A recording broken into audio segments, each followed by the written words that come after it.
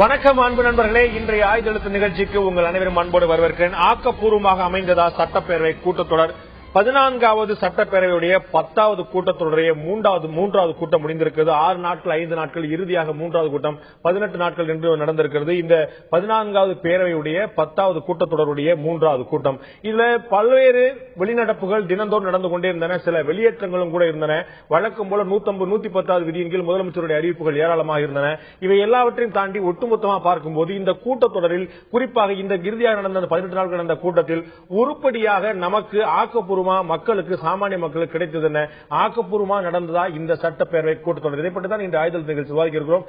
விவாதத்திற்கு செல்வதற்கு முன்னால் நமது மூத்த செய்தியாளர் திரு ராஜா கொடுக்கக்கூடிய கூடுதல் தகவல் என்ன இப்போது கேட்கலாம். பரபரப்பான அரசியல் சூழலில் கடந்த மாதம் 24ஆம் தேதி தமிழக சட்டப்பேரவை கூட்டத்தொடர் தொடங்கியது. முதல் நாளான அன்று மறைந்த குடியரசுத் தலைவர் APJ அப்துல் கலாம் மற்றும் இசையமைப்பாளர் MS விஸ்வநாதனுக்கு இரங்கல் தெரிவித்து அவை ஒத்திவைக்கப்பட்டது. அதற்கு அடுத்த நாளிலிருந்து மானிய கோரிக்கை மீதான விவாதம் நடைபெற்றது. மொத்தம் 52 துறைகளுடைய மானிய கோரிக்கைகள் விவாதத்திற்கு எடுத்துக் கொள்ளப்பட்டன. ஒவ்வொரு துறைகளின் மீதும் பல்வேறு உறுப்பினர்கள் பேசினர். அதற்கு அமைச்சர்கள் உரிய விளக்கங்களையும் அளித்தனர். மேலும் முதலமைச்சர் செல்வி ஜெயலலிதா இந்த கூட்டத்தொடர் முழுவதும் 31 புதிய அறிவிப்புகள் விதி 110 கீழ் வெளியிட்டார். இவை முழுவதும் தமிழகத்தின் நலன் சார்ந்த அறிவிப்புகளாகவே அமைந்திருந்தன. அதேபோல் 2 தனிநபர் தீர்மானங்கள் இந்த கூட்டத்தொடரில் கொண்டு வரப்பட்டன. ஒன்று, இலங்கையில் நடைபெற்ற போர்க்கூட்டத்திற்கு சர்வதேச விசாரணை வேண்டும் என்று ஐநா மன்றத்தை வலியுறுத்தி தமிழக முதலமைச்சர் செல்வி ஜெயலலிதா ஒரு தனிநபர் தீர்மானத்தை கொண்டு வந்தார். அதேபோல் உலக முதலீட்டாளர்கள் மாநாட்டை சென்னையில் வெற்றிகரமாக நடத்தியதற்காக முதலமைச்சர் செல்வி ஜெயலலிதாவிற்கு பாராட்டும் நன்றியும் தெரிவித்து அவை முன்னவர் O பன்னீர்செல்வம் ஒரு தனிநபர் தீர்மானத்தை கொண்டு வந்தார். 2 தனிநபர் தீர்மானங்களும் நிறைவேற்றப்பட்டன வெவ்வேறு தினங்களில். அதேபோல் எதிர்க்கட்சியினுடைய செயல்பாடுகள் என்று பார்க்கும்பொழுது திமுக உள்ளிட்ட எதிர்க்கட்சிகள் அன்றாடம் வெளிநடப்பு செய்தாலும் இந்த 19 நாட்களில் 2 முறை திமுகவினர் வெளிநடப்பு செய்யவில்லை. அதேபோல் வெளியேற்றம் என்று பார்க்கும் பொழுது திமுகவினர் 2 முறை சபாநாயகரால் வெளியேற்றப்பட்டனர். அதேபோல் புதிய தமிழகம் கட்சியினுடைய உறுப்பினர் கிருஷ்ணசாமி 2 முறையும், மார்க்சிஸ்ட் கம்யூனிஸ்ட் கட்சி 1 முறையும் வெளியேற்றப்பட்டனர்.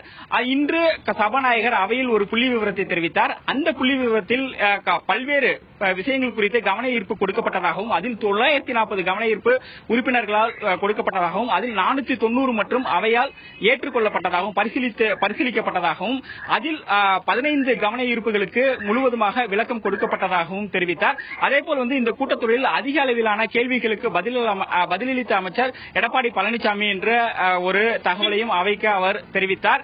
இறுதியாக இந்த கூட்டத்தொடர் இன்றோடு முடிவடைந்தது. ஒட்டுமொத்தத்தில் பார்க்கும் பொழுது இந்த கூட்டத்தொடர் ஆக்கப்பூர்வமான முறையில் அமைந்திருந்ததா, எதிர்க்கட்சிகளுக்கு உரிய முக்கியத்துவம் கொடுக்கப்பட்டதா, மக்கள் நலன் சார்ந்த பிரச்சனைகள் இங்கு பேசப்பட்டதா போன்ற கேள்விகள் உள்ளதால் இந்த விவாதம் எழுந்துள்ளது. கேள்விகளுக்கு எப்போதுமே குறைவில்லை. ஆக்கப்பூர்வமாக அமைந்ததா சட்டப்பேரவை கூட்டத்தொடர் என்பதை பற்றி தான் இன்றைய ஆய்தல் நிகழ்ச்சி விவாதிக்க இருக்கிறோம். நிகழ்ச்சி இந்த பகுதியில் நம்முடைய அதிமுகவுடைய தோழமை கட்சியாக கூடிய கொங்கு இளைஞர் பேரவை சேர்ந்த சட்டமன்ற உறுப்பினர் திரு தனியரசு நம்முடைய இணைந்திருக்கார். உங்கள் நிகழ்ச்சிக்கு வரவேற்கிறேன். அதேபோல திராவிட முன்னேற்ற கழகத்தை சேர்ந்த முன்னாள் சட்டமன்ற உறுப்பினர் திரு அப்பாவு நம்முடைய இணைகிறார். உங்கள் நிகழ்ச்சிக்கு வரவேற்கிறேன். அதேபோல மார்க்சிஸ்ட் கம்யூனிஸ்ட் கட்சியை சேர்ந்த சட்டமன்ற உறுப்பினர் திரு பீமாராவ் நம்முடைய இணைகிறார். உங்கள் நிகழ்ச்சிக்கு வரவேற்கிறேன். நான் முதல்ல பீமாராவ் அவர்கிட்ட தான் ஆரம்பிக்கலாம்னு பார்க்கிறேன்.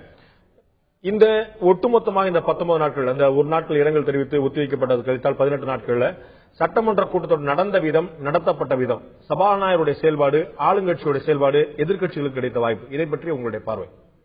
இல்ல, முதல்ல ஜனநாயகத்தின் ஒரு மிகப்பெரிய ஒரு அவை என்பது சட்டப்பேரவையும் பாராளுமன்றமும். எனவே இது ரெண்டும் என்ன அவங்களோட அடிப்படையாக அது வகுக்கும் போது அது சொல்லப்படுது அப்படின்னு சொன்னா ஒரு முதல் நிகழ்வை நம்ம சொல்லலாம். அநேகமாக இன்னும் ஒரு 6 மாதங்கள் தான் அது இருக்குது. எதிர்க்கட்சி தலைவரும் முதலமைச்சரும் சபாநாயகரை இரு கைகளை பிடித்துக் கொண்டு அந்த ஆசனத்தில் அமர வைக்க வேண்டும் என்பது மரபு. அதோட அர்த்தமே என்ன அப்படின்னு சொன்னா, இருபாலாருக்கும் பொதுவானவர். இந்த அவையில் விவாதத்தை முன்னிறுத்தி அறிவுபூர்வமான விவாதம், மக்களுக்கான சேவைகளை எப்படி செய்வது விவாதித்து அதில் ஏற்படக்கூடிய, அதாவது அதில் நிறைவேற்றக்கூடிய தீர்மானங்களை அமுல்படுத்த வேண்டியது அவருடைய கடமை என்ற அடிப்படையில் அவருக்கு மிகப்பெரிய பொறுப்பும் எல்லாமே உண்டு. அப்ப இந்த இதுவை பொறுத்த வரைக்கும் மார்க்சிஸ்ட் கட்சி எப்படி பாக்குறாங்க அப்படின்னு சொன்னா, ஒவ்வொரு மானிய கோரிக்கைக்கும் கூடுதலான நேரம் ஒதுக்கி விவாதிக்கப்பட வேண்டும் என்பதுதான் அடிப்படையில் எல்லாருக்கும் இருக்கக்கூடிய இது. அதே போல அதில் இருக்கக்கூடிய வெளிநடப்போ அல்லது வெளியேற்றமோ என்பது அவை விதிகளுக்கு உட்பட்டதுதான். அது ஏன்னா அவை நடத்த வேண்டும் என்றால் ஒரு சில நேரங்களில் வெளியேற்றம் என்பது சபாநாயகர்கள் சொல்லப்படும். ஆனால் எங்களுடைய கோரிக்கையை வலியுறுத்தல் எங்களுக்கும் அது உரிமை உண்டு. அப்ப எந்த வடிவத்தில் இதை கொண்டு செல்வதுனா, ஒரு பொருள் விவாதிக்க மறுக்கப்படும் போது என்னுடைய அல்லது என் கட்சி சார்ந்த அல்லது மக்கள் நல பிரச்சனைகளை முன்னெடுத்து செல்வதற்கு, அவையில் விவாதித்து முடிவுகளை எடுப்பதற்கு முதலமைச்சருக்கு ஒரு ஒரு ஒரு அதிகாரம், கூடுதல் அதிகாரம் என்பது இருக்கு. அப்ப இந்த அவையை பொறுத்தவரை ஆக்கப்பூர்வமானதா அப்படின்னு நீங்க சொன்னா, இடையில ஆக்கப்பூர்வமானது இல்ல அப்படின்னு நம்ம ஏன் சொல்ல முடியாது அப்படின்னு சொன்னா, இந்த நாட்களை அதிகப்படுத்தியிருந்தால் அது முழுமையான ஆக்கப்பூர்வமாக இருந்திருக்கும். ஏன்னா ஒரு 18 நாள் கூட்டத்தொடர் எதுவுமே நடக்கல, ஒன்னுத்துக்கும் பிரயோஜனம் அப்படின்னு சொல்வது அது ஜனநாயகத்து மாண்பை வேறு மாதிரி சீர்குலைப்பதாக அது அர்த்தமாகிவிடும். எனவே இதை 32 நாட்கள் என்று கடந்த ஆண்டு இருந்தது போன்று இது 45 ஆண்டுகள், அதாவது 45 நாட்கள், அது 50 நாட்கள் என்று பண்ணிருந்தா, உதாரணத்துக்கு நீங்க சொன்னா 54 மானிய கோரிக்கைகள் வருவது. நான் உங்களுக்கு ஒரே ஒரு இது சொல்றேன். ஒரு ஸ்டூடெண்ட் எக்ஸாம் எழுத சொல்லணும்னு சொன்னா, ஒரு நாளைக்கு காலையில ஒரு எக்ஸாம் எழுத சொல்லலாம், மதியம் ஒரு எக்ஸாம் எழுத சொல்லலாம். ஒரு கொஸ்டின் தான் கூட சிலபஸ், ஒரு சிலபஸுக்கு. ஆனா 2 மானிய கோரிக்கைகள் 8 நாட்கள், 3 மானிய கோரிக்கைகள் 6 நாட்கள், 4 மானிய கோரிக்கை 1 நாள், 5 மானிய கோரிக்கைகள் 2 நாட்கள், 6 மானிய கோரிக்கை இன்றைக்கு கடைசியா நடந்ததுல இதை பேசணும். இதற்கு ஒதுக்கப்படக்கூடிய நேரம் அப்படின்னு சொன்னீங்கன்னா 15 ஒரே நாள்ல பல மானிய கோரிக்கைகள் வரும்போது விவாதிக்கப்பட முடியாம போயிருக்கு ஒரு பார்வையா இருக்கு. நம்ம தொடர்ந்து அதை விவாதிப்போம். நம்ம ஒரே நாள்ல பல மானியங்கள் எடுக்கும் விவாதங்கள் செய்ய முடியல அப்படிங்கிறது. திரு தனியரசு, உங்களுடைய பார்வையில இது ஒட்டுமொத்தமாக இது ஒரு ஒண்ணுமே பிரயோஜனம் இல்லாத கூட்டத்தொடர்னு சொல்ல மாட்டேன், அப்படி சொல்ல நியாயமில்லாத விஷயம் இருக்கும். பல விஷயங்கள் நடந்தன. ஆனால் மானிய கோரிக்கைக்கு போதுமான நாட்கள் ஒதுக்கப்படவில்லை அப்படிங்கிற ஒரு பட்டியலை உங்களுக்கு சமர்ப்பித்து காட்டினாரு. இந்த அளவுக்கு ஒரே நாள்ல 6 மானியங்கள், ஒரே நாள்ல 5 மானியங்கள், 4 மானியங்கள் வந்தா இதை ஒவ்வொரு கட்சியினருக்கும் அவங்களுடைய பார்வை இது கொண்டு வர எவ்வளவு சாத்தியமா இருக்கும். அப்ப ஒரு கிட்டத்தட்ட மானிய கோரிக்கையை விவாதித்து நிறைவேற்றுவது என்பது ஒரு சடங்காக மட்டுமே ஆகிவிட்டது போலதான் ஆகும். இல்ல அதுல மார்க்சிஸ்ட் கம்யூனிஸ்ட் கட்சி சட்டமன்றத்தினுடைய ஜனநாயக கடமையாற்றுவதில் முதன்மையா இருக்குங்கிறதுல எந்த மாற்று கருத்தும் இல்ல. அதான் பதிவு செஞ்சாங்க. ஏற்கனவே ஐயா சொன்னாங்க 32 நாட்களை நம்ம 18 நாட்களா இந்த நம்முடைய மானிய கோரிக்கையின் மீதான விவாதம் 18 நாட்களில் மிக தரமாக எல்லா வகையான மாண்புகளும் மரபுகளும் விதிகளும் கடைபிடிக்கப்பட்டு மிகச் சிறப்பாக நடைபெற்றுங்கிறதுல நம்ம மாற்று கருத்து இல்லை. அதை ஐயா அண்ணன் ஒத்துக்கிட்டாங்க. இது என்னன்னா 10 மணிக்கு பேரவை துவங்குகிறது, 6 மணி வரை பேரவை தொடர்ந்து நடைபெற்றது, 8 மணி நேரம். இப்ப அண்ணா சொன்ன மாதிரி அது இடைவெளி இல்லாம அது நீங்க இதே ஒரு வாரம் 10 நாள் கூட்டி இருந்தது என்ன ஆகும்னா 2 மணிக்கு 3 மணிக்கு முடிச்சிருவாங்க. அது வழக்கமா நம்ம போன முறை பார்த்தோம். போன முறை 32 நாட்கள் மானிய கோரிக்கையின் மீதான விவாதம் நடைபெற்ற பொழுது 2 மணி நேரம், அது 1:30, 2 அல்லது 2:30, 3 மணிக்குள்ள கூட முடிச்சிருப்போம். இப்போ 5 மணி நேரம், 6 மணி நேரம், 3 நாட்கள் 4 நாட்கள் அது தொடர்ந்து நடந்திருக்கிறதுனால பெரிய அளவில் விவாதத்திற்கு பாதிப்பு ஏற்பட்டுச்சுன்னு சொல்ல முடியாது. அது மட்டுமல்ல, எதிர்க்கட்சிகள் ஒரே ஒரு மானியத்தின் மீது அரை மணி நேரம் 1 மணி நேரம் கூட விவாதிக்கிறதுக்கு அனுமதி கொடுத்திருக்காங்க, சபாநாயகர் கொடுத்திருக்காங்க. எதிர்க்கட்சி அமைச்சர்களும் விரிவா பதில் சொல்லியிருக்காங்க. இதுல இந்திய திராவிட முன்னேற்ற கழகம் கூட இதுல குறை சொல்ல முடியல. எந்த எதிர்க்கட்சிகளுமே குறை சொல்ல முடியாத அளவிற்கு ஆளுங்கட்சி தனக்கான நேரத்தை குறைத்துக் கொண்டு எதிர்க்கட்சிகளுக்கு பேசுவதற்கு தான் மிகப்பெரிய வாய்ப்பு கொடுத்திருக்காங்க. ஆளுங்கட்சி மேல எதிர்க்கட்சிகள் குறை சொல்ல முடியல நீங்க சொல்றீங்க. ஒவ்வொரு நாளும் வெளிநடப்புகள் செய்யற போது எதிர்க்கட்சிகள் எவ்வளவு பெரிய குறை சொல்லக்கூடிய பட்டியல் வாய்ச்சாங்கிற ஒரு பார்வை இருக்கு. நீங்க சொன்ன போல 5 மணி வரைக்கும் 6 மணிக்கு தொடர்ந்து சொன்னாலும் கூட ஒரு நாள் 5 அல்லது 6 மானிய கோரிக்கைகள் வைக்கும் போது ஒரு மானியத்துக்கு ஒட்டுமொத்தமாக 2 மணி நேரம் கூட ஒட்டுமொத்தமாக கிடைக்காது. அவர் மானிய கோரிக்கை பதில் அளிக்கணும், அவங்க எல்லாம் தங்களுடைய விமர்சன பார்வை வைக்கணும், நேரம் எவ்வளவு குறைவாக பாக்குறோம். நம்ம தொடர்ந்து விவாதிப்போம். நான் திரு அப்பாவள்கிட்ட கேட்க விரும்புறேன். இவர் சொன்னது போல மதியம் 2 மணிக்கு முடிந்து போகக்கூடிய நிகழ்வுகள் 30 நாட்கள் நடப்பதற்கும், மாலை 5 மணி 6 மணி வரை நடக்கக்கூடிய கூட்டங்கள் 18 நாள் 20 நாள் நடப்பதும் கிட்டத்தட்ட பொருத்தி பார்த்தா ஒரே மாதிரியா தான் வரும். இதுலயுமே கூட எதிர்க்கட்சிகளுக்கு போதிய வாய்ப்பு அளிக்கப்பட்டுங்கிறத புள்ளிவரத்தோட சபாநாயகர் சொல்லியிருக்காரு. அந்த புள்ளிவரத்தை பிறகு நான் குறிப்பிட்டு காட்ட விரும்புறேன். அதாவது எவ்வளவு நேரம் பேசினாங்க, எவ்வளவு நேரம் நடந்துங்கிறத விட ஒரு சபையினுடைய அது ஒரு மிக வரலாற்று சிறப்பு மிக்கது. நம்ம பீமராவ் எம்எல்ஏ சொன்ன மாதிரி நாடாளுமன்றத்துக்கும் சட்டமன்றத்துக்கும் மிகப்பெரிய ஒரு வரலாறு, மரபு, மாண்பு, ஜனநாயகம், இப்படிப்பட்ட பெருமை தான் அதற்கு மிகப்பெரிய பெருமை. பிரதான எதிர்க்கட்சி தேமுதிக. சட்டமன்றத்தில் பல 2 பேரும் இந்த தடவை சட்டமன்றத்தில் இருக்காங்க. நான் ஏற்கனவே 2-3 முறை நான் சட்டமன்றத்தில் நானே 10-15 ஆண்டு காலம் இருந்திருக்கிறேன். இதுவரை வரலாற்றில் சட்டமன்றத்தில் சபாநாயகர் சில பிரச்சனைகள் வரும்போது வெளியேற்றுவார். ஒரு கூட்டத்தொடர் முழுமைக்காக வெளியேற்றுகிறேன் அப்படி என்று கூட சில காலகட்டங்களில் சொல்லுவாங்க. சொல்லிட்டு திரும்ப மற்ற கட்சிக்காரங்க அதை மற்ற தோழமை கட்சிகளாக இருந்தாலும் எதிர்கட்சியாக இருந்தாலும் ஜனநாயகத்தில் அவங்களுக்கு பங்கு பெறதுக்கு உரிமை தரணும்னு சொல்லி கோரிக்கை வைக்கும் போது அந்த சபை மரபு மாண்புகளை சொல்லி இப்படி எல்லாம் நடந்த இது நியாயமா அப்படின்ட்டு ஒரு டிஸ்கஷன் பண்ணி அதுக்கு என்ன செய்யலாம் அப்படின்னு சொன்னா ஒரு வருத்தம் தெரிவிக்க சொல்லுங்க, அவங்களை வர சொல்லுவோம் அப்படிங்கிற மாதிரி உள்ள மரபு எல்லாம் பண்ணி அவங்கள உடனே உள்ள எடுத்து திரும்ப பேச வைப்பாங்க. திராவிட முன்னேற்ற கழகம் ஆட்சியில் இருக்கும்போது 2006-11 திமுக வந்து வருத்தம் தெரிவிக்க தயாரா இருந்ததா? கேளுங்க. இதே போல ஒரு முறை ஸ்டாலின் அனுப்பி கூட்டு வர சொன்னாருங்கிறத நீங்க நிறைய முறை சொல்லிட்டீங்க. அதை வந்து நான் கேட்கிறேன், நீங்க சொன்ன வார்த்தைகள்லயே எதிர்கட்சி உறுப்பினர்கள் வருத்தம் தெரிவிச்சு அடுத்து தொடரலாம் சொல்லி சொன்னீங்க. எதிர்கட்சி உறுப்பினர்கள் திராவிட முன்னேற்ற கழகம் வந்து இன்னைக்கு தேதி வரைக்கும் தன்னுடைய செயல்பாடு வருத்தம் தெரிவிக்க தயாரா இருந்ததா? இல்ல, தவறு இருந்தால் வருத்தம் தெரிவிக்க சொல்லுவாங்க. எல்லா கட்சிக்காரங்களும் அந்த டிஸ்கஷன்ல கலந்துக்கிடுவாங்க. இல்ல, யார் பக்கம் இந்த சபையும் இந்த சட்டமன்றமும் 4.5 ஆண்டு காலம் நடந்ததை நம்ம பார்த்தோம் அப்படின்னு சொன்னா, நீங்களே ஒரு ஊடகத்தினுடைய ஆசிரியர், நீங்க உங்க ஆசிரியர்கள் அங்க பத்திரிகையாளர்கள் அங்க போறாங்க, அவங்க எல்லாம் பார்க்கும்போது இந்த ஊடகத்துல இருந்து மாறவங்க எல்லாருமே பார்த்தா அந்த சட்டமன்றம் எப்படி நடக்கும் அப்படின்னு சொன்னா, எந்த ஜனநாயக மரபும் கடைபிடிக்கல. எல்லாரையும் வெளியேற்றிட்டாது சபையை நடத்தணும். அங்க ஒரு லாலி பாடக்கூடிய ஒரு மண்டபமா தான் பண்ணாங்களே தவிர, பாராட்டுதலும் ஒரு கட்சியை பழித்து சொல்வதற்கு தான் அதை பயன்படுத்துறாங்களே தவிர எந்த விதமான மக்கள் பிரச்சனையும் அங்க டிஸ்கஸ் பண்ணல. எந்த விதமான மக்கள் பண்ணப்படல அப்படிங்கிற உங்களுடைய வாதமா இருக்கு. சபாநாயகர் தன்னுடைய ஒரு புள்ளிவரத்தை சமர்ப்பிக்கிறார். வந்து ஆளுங்கட்சியினர் ஒட்டுமொத்தமாக 9 மணி நேரம் 12 நிமிடங்கள் பேசியிருக்கிறார்கள். இதர கட்சி உறுப்பினர்கள் எதிர்கட்சி உறுப்பினர் மட்டுமல்ல, இதர கட்சி உறுப்பினர்கள் ஒட்டுமொத்தமாக 34 மணி நேரம் 43 நிமிடங்கள் பேசியிருக்கார் சொல்லியிருக்கார். இப்படி பிற கட்சிகளுக்கு வாய்ப்பு கொடுக்கப்பட்ட ஒரு விஷயத்தை ஜனநாயகத்துக்கு விரோதமான விஷயமாக செயல்படுகிறது என்று பொத்தாம் புதா குற்றம் சாட்டிட முடியுமா? விவாதிக்கலாம் சிறிய இடைவெளிக்கு.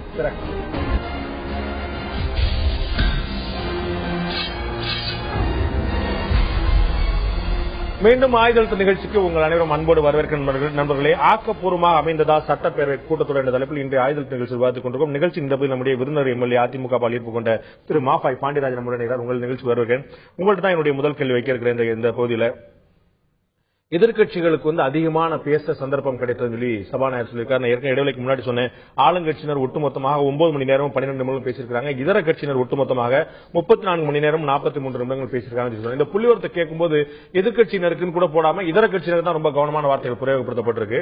இதர கட்சியினர்ல தனியரசு வந்துருவாரு, சரத்குமார் வந்துருவாரு, சேக்கு தமிழரசன் வந்துருவாரு, எல்லா மட்டுமுள்ள உறவினர்கள் நண்பர்கள்லாம் வந்துருவாங்க அப்படிங்கிறது உங்களுக்கு தெரியும். இருந்தாலுமே கூட 34 மணி நேரம் என்பது ஒரு சாதாரணமான நேரம் அல்ல. 34 மணி நேரத்துக்கும் 9 மணி நேரத்துக்கு மேல வித்தியாசம். நான் அதை நன்கா புரிந்து கொள்ள 150 எம்எல்ஏக்கள் இருக்கக்கூடிய அதிமுகவுக்கும் எதிர்கட்சியில் வந்து குறைந்த அளவு இருக்கக்கூடிய இந்த நேரம் வந்து ரொம்ப அதிகமான, ஆனால் வரிக்கு வரி குறுக்கீடு செய்து அந்த நேரத்தையும் எதிர்கட்சி உறுப்பினர்கள் தலையிலே கட்டுறதுங்கிறது நேர கணக்குல சரியா வருமா? அந்த கணக்கு சரியான கணக்கா இருக்கும்? இல்ல, அது கணக்கு சரிதான். அமைச்சர்களுடைய இன்டர்வென்ஷனையும் தனியா பிரிச்சு தான் போட்டிருக்காங்க. அந்த கணக்கு வந்து சரி. குறுக்கீடு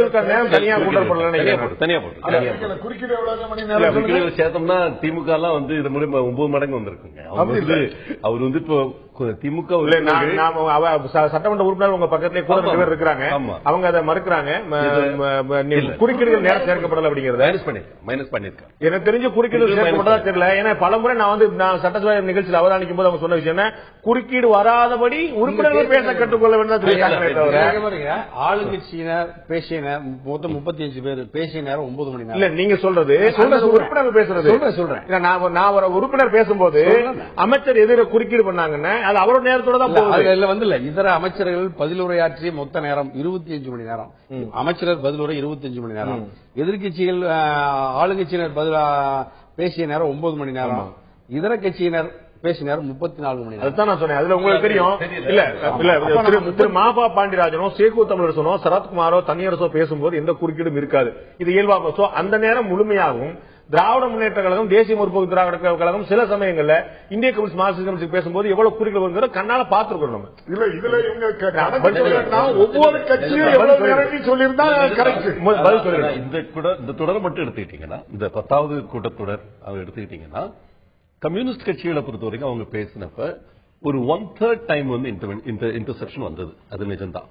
ஆனா இப்ப அது வந்து சவுந்தரராஜன் அவர்கள் பேசுறப்போ, பாலபாரதி அவர்கள் பேசுறப்போ வந்து எனக்கு தெரிஞ்சு அந்த அளவுக்கு எல்லாரும் பேசுறதா இல்ல. பல நேரங்கள்ல வந்து அன்னைக்கு கொஞ்ச நேரம் பொறுத்துருங்க அப்படின்னு சொல்லி அந்த எதிர்கட்சி உறுப்பினர் பேசின நிகழ்ச்சியோட நிகழ்ந்தது. ஈவன் டிஎம்கே உறுப்பினர்களே கூட இந்த கூட்டத்தொடரை பொறுத்த வரைக்கும் திமுக வந்து மிக அதிக அளவுல ஜோவியலா அவங்க வந்து பேசினது. ஈவன் ஏவாவேலு பேசின டயத்திலே கூட பாத்தீங்கன்னா, அவர் முதல்ல பேசினார் திமுக உறுப்பினர். அவர் பேசின நேரத்தில் கூட ஒரு பேஸ் ஒரு நல்லெண்ணம் இருந்ததுன்னு எனக்கு படுது. இதுவரைக்கும் நான் பார்த்த 9 கூட்டத்தொடர்களை விட இந்த கூட்டத்தொடர்ல வந்து ஒரு பெரிய நல்லெண்ணம் இருந்தது. திமுக உறுப்பினர்கள் வந்து முழுமையா பேசினாங்க, பேசிட்டு வெளிநடப்பு பண்ணாங்க, அது வேற விஷயம். ஆனா எந்த இதுலயுமே வந்து பாதியில போல அவங்க ஒரு நேரம் பேசிட்டு அதுக்கு முடிய நேரத்தில் வெளிநடப்பு பண்ணாங்க, இல்லன்னா வந்து வெளியேற்றப்பட்டார்கள், ஏதாவது நடந்திருக்கு. ஆனா இது வந்து முழுமையா பேசுத நீங்க சொல்ற வாதத்திலிருந்தே பார்க்கும்போது திராவிட முன்னேற்ற கழகம் முழுமையாக பங்கேற்க விரும்பியது, அனைத்து இந்திய அண்ணா திராவிட முன்னேற்ற கழக உறுப்பினருடைய பேச்சு அவர்களை பங்கேற்க விடாமல் தடுத்தது. அப்படிலாம் கிடையாது. ஏன்னா அவங்க நார்மலா இதுவரைக்கும் பேசின எல்லாருமே வந்து முழுமையா பேசி முடிச்சாங்க.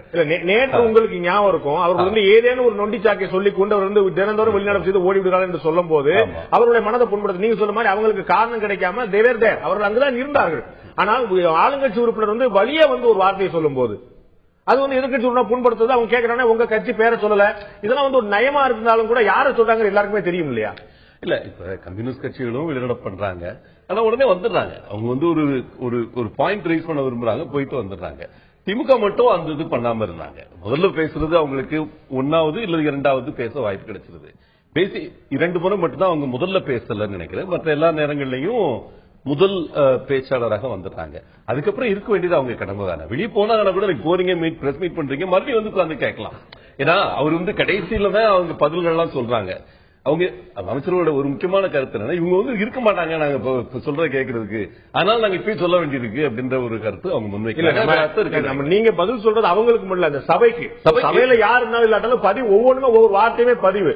நம்ம எதிர்கட்சி உறுப்பினர்களை வந்து கேள்வி பண்ணும்போது அதுவும் ஒரு பதிவாகுது. அதைத்தான் அவங்க நீங்க சொல்லி கோரிக்கை வைக்கிறாங்க. நேற்று அவங்க கோரிக்கை வச்சது என்ன, இதை மாதிரி எங்க கேள்வி பேச தருங்க, ஒரு ஆபாசமான வார்த்தையோ மரபு மீறிய வார்த்தையோ இல்ல, ஆனா அந்த வாசகத்துல ஒரு எல்லல் இருக்குது, அந்த ஒரு வாசகத்துல ஒரு கேள்வி இருக்குது. நீங்க எதிர்கட்சி சும்மா நொண்டிச்சாக சொல்லி சும்மா சும்மா ஓடி போயிருவா, சும்மா சும்மா வெளியே போயிருவோம் சொல்லுங்க, அவங்க ஒரு புண்படுறாங்க. அந்த வார்த்தைகள் தவிர்க்கலாங்கிறது அவையில் இருக்கக்கூடிய முன்னவர் சபாநாயகர் முதலமைச்சர் இவங்க தானே சொல்லணும். இல்ல அநேகமா பேசின அதிமுக உறுப்பினர்கள்ல 90% அந்த மாதிரி எள்ளல் இல்லாம தான் பேசினாங்க. நீங்க வந்து நீங்க பாத்துருந்தீங்கன்னா அந்த ஒரு 10% 90% ஒரு 10% வந்து ஏதாவது ஒரு இடத்துல வந்து ஏதாவது சொல்லிடுறாங்க. இவங்களுக்கு மைனாரிட்டி திமுக அரசாங்கம் சொன்னாலே ஒரு வேகம் வந்து இனிமே அமைச்சர் அவருக்கான வாய்ப்பு கம்மி நினைச்சாங்களோ, இனிமே அமைச்சர் கண்டிச்சிருக்காரு, இனிமே அமைச்சர் அவருக்கான வாய்ப்பு கம்மி நினைச்சாங்க. என்னை பொறுத்த வரைக்கும் இந்த சட்டமன்றத்தோட கூட வெரி ப்ரொடக்டிவ் நினைக்கிறேன். அதாவது 110 மட்டும் இல்லாம மற்ற பல அறிவிப்புகள் வந்து நல்ல அறிவிப்புகள் வந்தன.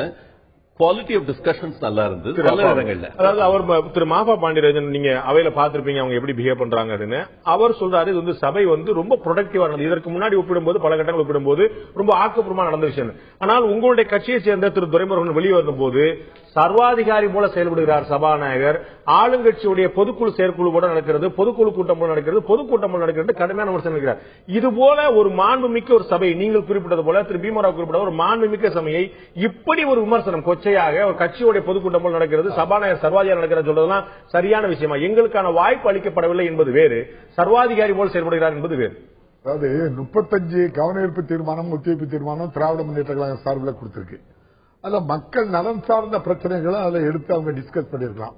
இவங்களுடைய தளபதியே வந்து மது ஒழிப்பு பற்றி ஒரு தனிநபர் தீர்மானம் கொண்டு வராங்க, எடுக்கல. 18 கவனஈர்ப்பு தீர்மானம் ஏற்கப்பட்டதுங்கிற உங்களுக்கு தெரிஞ்சிருக்கும் நினைக்கிறேன். அதுல திராவிட முன்னேற்ற கழகம் 15 பிளஸ் சிறப்பு கவனஈர்ப்பு தீர்மானம் 15, 2 தனிநபர் தீர்மானம், சிறப்பு கவனஈர்ப்பு தீர்மானம் ஓபிஎஸ் கொண்டு வந்தாங்க. ஸ்பெஷல் மென்ஷன் 3 பிளஸ் 15 மொத்தம் 18 கொண்டு வரப்பட்டிருக்கு. 2 சீக்கிரம் யோசிச்சு பாருங்க. இல்ல 2 எங்க பாருங்க நீங்க பேசுவாங்க நான் முடிச்சதுக்கு அப்புறம் சேர்த்து பதில் சொல்லுங்க. அதாவது 2 தீர்மானம், 2 கவனஈர்ப்பு தீர்மானம், இல்ல நான் முடிச்சிருந்தேன். 2 கவனஈர்ப்பு தீர்மானம் எடுத்திருக்கு. மக்கள் பிரஜா சார்ந்த பிரச்சனைகளை வந்து அவங்க அதிகமாட்டு எடுத்து பண்ணல. தம்பி ஒரு கருத்தை சொன்னாங்க 110 உங்களுக்கு தெரியும் 15 கவனஈர்ப்பு தீர்மானங்களுக்கு பதிலளிக்கப்பட்டு எடுக்கப்பட்டு விவாதப்பட்டு உங்களுக்கு தெரியும். 15 பிளஸ் 3 ஸ்பெஷல் மென்ஷன் மொத்தம் 18 வந்து எடுக்கப்பட்டு விவாதிக்கப்பட்டு நிறைவேற்றப்பட்டிருக்கு உங்களுக்கு. அதாவது சட்டமன்றத்தில் இருக்கக்கூடிய முக்கிய பிரச்சனை என்ன அப்படின்னு சொன்னா, இப்ப மதுவோ இல்ல இப்ப பல லட்சம் வாழைகள் பாதிக்கப்பட்டிருக்கு, விஷ்ணு பிரியா தற்கொலை, இதுகள் தான் மிக அத்தியாவசியமான. எல்லாமே முதலமைச்சர் பதில் சொல்லியிருக்காங்க, சம்பந்தப்பட்ட துறை அமைச்சர் பதில் சொல்லியிருக்காங்க. விஷ்ணு பிரியா கொலை வழக்குல சிபிஐ விசாரிக்க சொல்லும்போது முதலமைச்சர் நீண்ட விரிவான விளக்கம் சொல்லியிருக்காங்க. எந்தெந்த கேஸ்ல சிபிஐ விசாரிச்சது, எந்தெந்த கேஸ்ல சிபிஐ விசாரிச்சு பலன் கிடைக்கல, அவ்வளவு விரிவா சொல்லியிருக்காங்க. அப்ப உங்களுடைய நோக்கம் நிறைவேறிருக்கே. சர்வாதிகார சபாநாயகத்தை எப்படி சொல்ல முடியும்? ஒரு சபையில ஒரு கோரிக்கையை வச்சாக்கி பேசுறதுக்கு அவங்களுக்கு ஒரு 2 நிமிஷம் 5 நிமிஷத்துல முடிங்க அப்படின்னு சொல்லுவாங்க. ஒரு சபை நாகரிகம் வந்து காலையில 9:30 மணிக்கு திராவிட முன்னேற்ற கழகம் ஆட்சி நடக்க 9:30 மணிக்கு சபை ஆரம்பிக்கும். அண்ணனுக்கு தெரியும் 1:30க்கு முடியும். காலையில கரெக்டா 8:30 மணிக்கு தலைவர் வந்துருவாங்க. வந்து சபாநாயகர் அறையில உட்கார்ந்து எல்லா எதிர்கட்சிகள் தலைவர்களும் அங்க வருவாங்க. இதை இன்னைக்கு எடுக்கணும் அப்படிம்பாங்க. அதிலேயே உட்கார்ந்து ஒரு டிஸ்கஸ் பண்ணி இதை எடுத்துக்கிடுவோம் அப்படிம்பாங்க. கேள்வி நேரம் முடிஞ்ச உடனே 0 ஓவர். அதுதான் சட்டமன்ற உறுப்பினர்களுக்குள்ள உரிமை. அதுல 0 ஓவர்ல சில பிரச்சனைகளை 2 நிமிஷம் பேசுங்க, 5 நிமிஷம் பேசுங்க அப்படின்னு சொல்லி நீங்க சொன்ன பிரச்சனைகளுக்கு எல்லாமே விவாதிக்கப்பட்டிருக்கு. பதில் இல்லை. நான் ஒரு கோரிக்கை வைக்கிறேன்னா என்ன 2 நிமிஷம் பேச விட்டு உங்க பதில் தந்தாக்கி ஓகே. நான் பேசவே இல்லை, நான் சொல்றேன் கேட்டுட்டு போ அப்படிங்கிறதுக்கும் மரபு. அதான் மரபு. என்ன பேச விட்டு என்னப்பா சொல்ல வரா, ஐயா இப்படி மேகதாது பிரச்சனையா நான் பேசுறேன், ரைட்டு பேசுப்பா, 2 நிமிஷம் பேசுறதுக்கு அப்புறம் அதுக்கு அமைச்சர் பதில் சொல்லுங்க அப்படின்னு சொன்னா அது ஒரு 5 நிமிஷத்துல முடியும். இதுதான் மரபு. இது என்ன நடக்குன்னா முதல்வர் எப்போ வராங்களோ கேள்வி எதுல நிற்கோ அப்படியே நிப்பாட்டிட்டு அதான் 0 ஓவர். அவங்க சொன்னாங்க 110 விதியில நல்ல பிரயோஜனமான பண்ணாங்க. ஒன்னே மட்டும் சொல்றேன், சட்டமன்றத்தில் பொது விவாதம் நடக்கு, பட்ஜெட்டுக்குள்ள பொது விவாதம் நடக்கு. 1,21,000 கோடி ரூபாய்க்கு பட்ஜெட் தாக்கல் பண்ணாங்க, பொது விவாதம் நடக்கு. அந்த பட்ஜெட்லயே ஷார்டேஜ் எல்லாம் வருது. அதுக்கப்புறம் மானிய கோரிக்கை நடக்கு. இதுல எல்லாமே நிதிகள் எல்லாம் ஒதுக்கப்பட்டு பட்ஜெட்ல ஓகே பண்ணியாச்சு. 110 விதிக்கு இப்ப ஒவ்வொரு ஆண்டும் 1000 மெகாவாட் சூரிய மின்சாரம் உற்பத்தி செய்யப்படும் அப்படின்னு சொல்லி 2011 ஒரு 110 விதி. நான் 110 விதி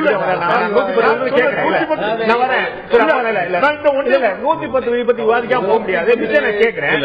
நீங்க இதுவரைக்கும் உங்களோட பதில் நீங்க சொன்னீங்க, நீங்க 2 நிமிஷத்துக்கு மேல எடுத்துக்கிட்டீங்க.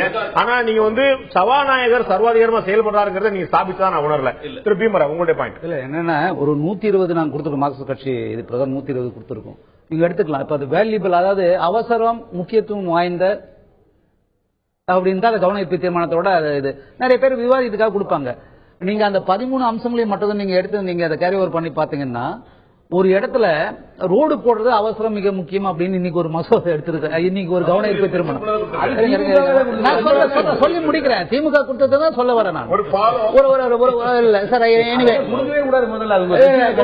இந்த மாதிரி கொடுக்குறாங்க. எது முக்கியத்துவம் அப்படின்னா நீங்க சொன்ன மாதிரி சிபிஐ என்கொயரி எதிர்கட்சிகள் கேக்குது, நான் கொடுக்க மாட்டேன் என்று சொல்லி திராவிட முன்னேற்ற கழகம் கவன ஈர்ப்பு தீர்மானத்தை திசை திருப்பி சொல்றீங்க. எனக்கு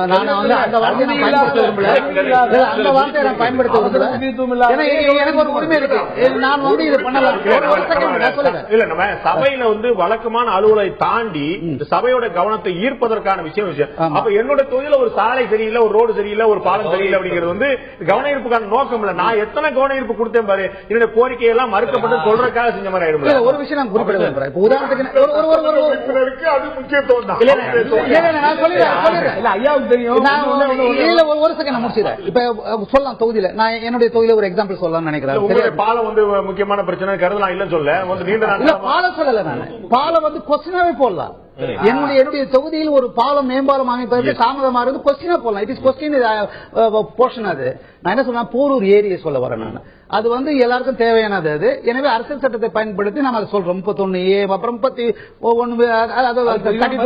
சொல்றது. ஒரு செகண்ட் அதுக்கு ஓபிஎஸ் பதில் சொல்றாரு, ஒன்னும் தப்பு கிடையாது. ஆனா பாயிண்ட் என்னன்னா அதை கவன ஈர்ப்பு தீர்மானமா கொடுப்பதற்கு என்ன சொல்ற, எது அது பாயிண்ட் அவுட் பண்ணணும், நமக்கும் சில கடமைகள் இருக்குன்னு நான் சொல்ல வரேன். ஒண்ணு, இது என்னன்னா ஆளுங்கட்சி என்ன பண்ணுதுன்னா எதுக்கு அதை டைம் எடுக்கிறாங்கன்னு பாருங்க. இதை கொடுத்துட்டாங்கன்னா அது மேல 3 பேரோ 2 பேரோ பேசலாம். அப்படி பேசும்போது இந்த நேரம் என்ன ஆகும், ஒரு பாலம் கட்டுவதற்கு மரியாதைக்குரிய எடப்பாடி பழனிசாமி நிறைய கேள்வி கேட்டிருக்காங்கன்னு சொல்லியிருக்காங்க. எடப்பாடி பழனிசாமி சார்கிட்ட கேட்டுட்டு பதில் சொன்னாலும் அந்த ஏரியாக்கான பிரச்சனை முடிஞ்சு போச்சு. அது அப்ப இந்த நேரங்களை எடுப்பதற்கு அவங்களும் மரியாதைக்குரிய தனபால் என்ன பண்றாருன்னா இதெல்லாம் நான் எதிர்கட்சிக்காக இவ்வளவு தீர்மானங்களை எடுத்திருக்கிறேன் அப்படின்னு சொல்றாரு. இன்னும் நீங்க சொன்னது இப்ப நான் பேசுறது ஒரு 15 நிமிஷம் இருக்காக தான் இதை எடுத்துட்டு வந்தேன். 41 நிமிடம் எனக்கு கொடுத்ததாக சபாநாயகர் அதை பதிவு பண்ணிருக்காரு. எவ்வளவு நேரம்? 41 நிமிடம் எனக்கு கொடுத்ததாக பேசினதா? ஆமா. அப்ப என்னன்னா நீங்க பாண்டே சார் நான் சாப்பிட்டு போனது பாண்டே சார் பில் கொடுக்குற மாதிரி ஆகி போகுது. அதுதான் சொல்றேன். நான் சாப்பிட்டது நான் தான் பில் கொடுக்கணும் இல்லீங்களா? அப்ப அங்க என்ன அவரு தனபால் சார் இதை நோட் பண்ணிக்கிறாரு. அப்ப என்ன சொன்னா ஒரு துணை கேள்விக்கு நாங்க அலோவ் பண்றீங்க. இதுல என்ன டாக்டிக்? 41 நிமிஷம் நீங்க பேசலன்றீங்களா? அமைச்சரோட குறுக்கீடு இருந்ததுன்னு சொல்றீங்களா? இல்ல அமைச்சரோட குறுக்கீடு என்பது நான் என்ன சொல்றேன்னா என் மீது ஒரு குறை சொன்னால் நான் விமர்சனம் தான் ஜனநாயகத்தோட உச்சபட்சம். என்னுடைய விமர்சனத்தை நான் உள்வாங்கிக் கொண்டு நீ சொல்வது எப்படி தவறானது என்று அந்த அவை முன்னாடி என்னை எக்ஸ்போஸ் பண்றதா உறுப்பினர் சொல்லும் போது 41 நிமிஷம் இவருடைய கணக்குல ஏறிச்சு. ஆனா 41 நிமிஷம் இவர் பேசலங்கிற அவர் தன்னுடைய புள்ளிவரத்தை சொல்றாரு. அமைச்சர்கள் எப்போதுமே பதில் பதிலளிக்கக்கூடிய கடமையில் இருக்கிறாங்க. அவங்களுக்கான வாய்ப்பு வரும்போது மானிய கோரிக்கையில பதிலளிக்கும் போதோ அல்லது இவர்கள் பேசி முடித்த பிறகு சொல்லாமல் வரிக்கு வரி பதில் சொல்ல வேண்டிய அவசியம் இல்லை. எல்லாருமே நோட் பண்ணிக்கிறாங்க. முதலமைச்சர்ல இருந்து அமைச்சர்ல இருந்து எல்லாரும் குறிச்சுக்கிறாங்க. அவர்கள் பேசி முடித்த பிறகு பேசாமல் அவருடைய நேரத்தை ஒரு களவாடுற போலதான் ஆயிப்போச்சு. பொதுவாக ஒரு சட்டமன்ற உறுப்பினர், மாண்புமிகு சட்டமன்ற உறுப்பினர் தன்னுடைய கோரிக்கைகளை, தன்னுடைய சந்தேகங்களை எல்லாம் அவங்க ஒரு குற்றச்சாட்டுகளை எல்லாம் பதிவு செய்யறாரு. அவர் ஒரு 45 நிமிஷம் நீங்க நம்ம பீமாராவன் சொன்ன மாதிரியே வச்சுக்கிறோம். 45 நிமிஷம் இவங்களுடைய பேச்சுக்கு, இவங்களுடைய கோரிக்கைக்கு, இவங்களுடைய சந்தேகங்களுக்கு, இவங்களுடைய குற்றச்சாட்டுகளுக்கு ஒரு அமைச்சர் பதில் சொல்லணும்னா ஒரு நாள் ஆகும். நீங்க சொல்ற மாதிரி நீங்க சொல்ற மாதிரி நீங்க சொல்றது நீங்களே பார்க்கணும். 45 நிமிஷம் தன்னுடைய கருத்துக்களை முன்வைக்கிறார். 45 நிமிஷம் பேசக்கூடிய ஒவ்வொரு வரியுமே குற்றச்சாட்டு இல்ல, கட்டாயமா இருக்கு. இப்ப நீங்க ஏற்கனவே ஐயா சொன்ன ஐயாவுக்கு ரொம்ப நாள் தெரியும், அந்த மாதிரி கவனம் எடுத்து கொடுத்துருக்க மாட்டாங்க. திராவிட முன்னேற்ற கழகம் ஒரு பொறுப்புள்ள திராவிட முன்னேற்ற கழகம் ஒரு எதிர்கட்சி, இத்தனை 5 முறை ஆட்சியில் இருந்தது. அதனுடைய சட்டமன்ற உறுப்பினர் அன்பழகனை கும்பகோணம் நீங்க சொன்ன மாதிரி அது மூலக்கேள்வி கூட வேண்டாம், மானியத்திலையும் பேச வேண்டாம், அவசர போக்கு பொது முக்கியத்துவத்துக்கு வர வேண்டியதில்லை.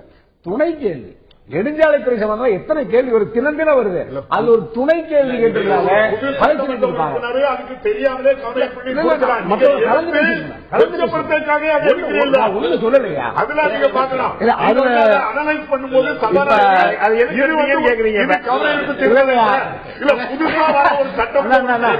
ஒரே திராவிட முன்னேற்ற கழகத்துல மூத்த உறுப்பினர்கள் இருக்கிறாங்க.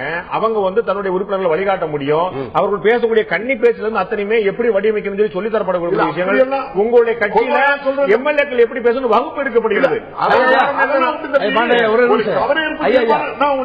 ஒத்திவைப்பு தீர்மானம்ங்கிறது நிறைய பேருக்கு அதுல அனுபவப்பட்டு பிராக்டிகலா வந்தாதான் இது ஒரு நாடு தழுவிய பிரச்சனையா இருந்தா நல்லா இருக்குங்கிறதுக்காக தான் ஒத்திவைப்பு, கவன ஈர்ப்பு, தனிநபர் தீர்மானம் கொண்டு வருவாங்க. தம்பி சொன்னபடி கேள்வி பதில் நாங்கெல்லாம் நூற்றுக்கணக்கான ஆயிரக்கணக்கான கேள்வி போடுவோம். எல்லா கேள்வியும் எடுக்க போறது இல்ல.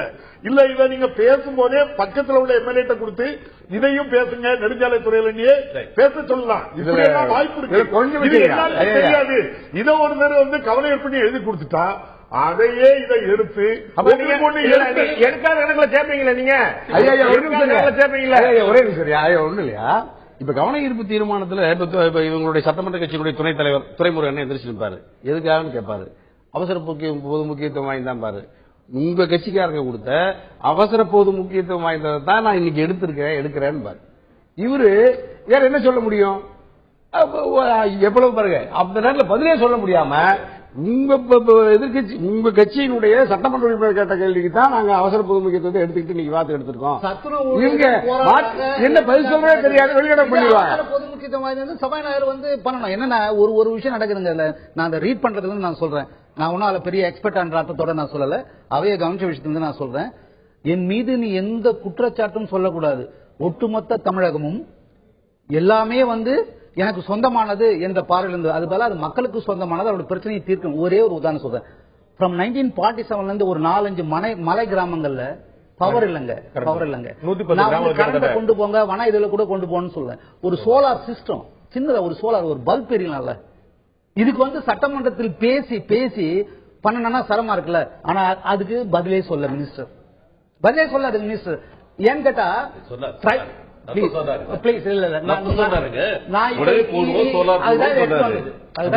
கேள்வி பதில் இன்னைக்கு அந்த கேள்வி வந்துருச்சு. கேள்வி பதில்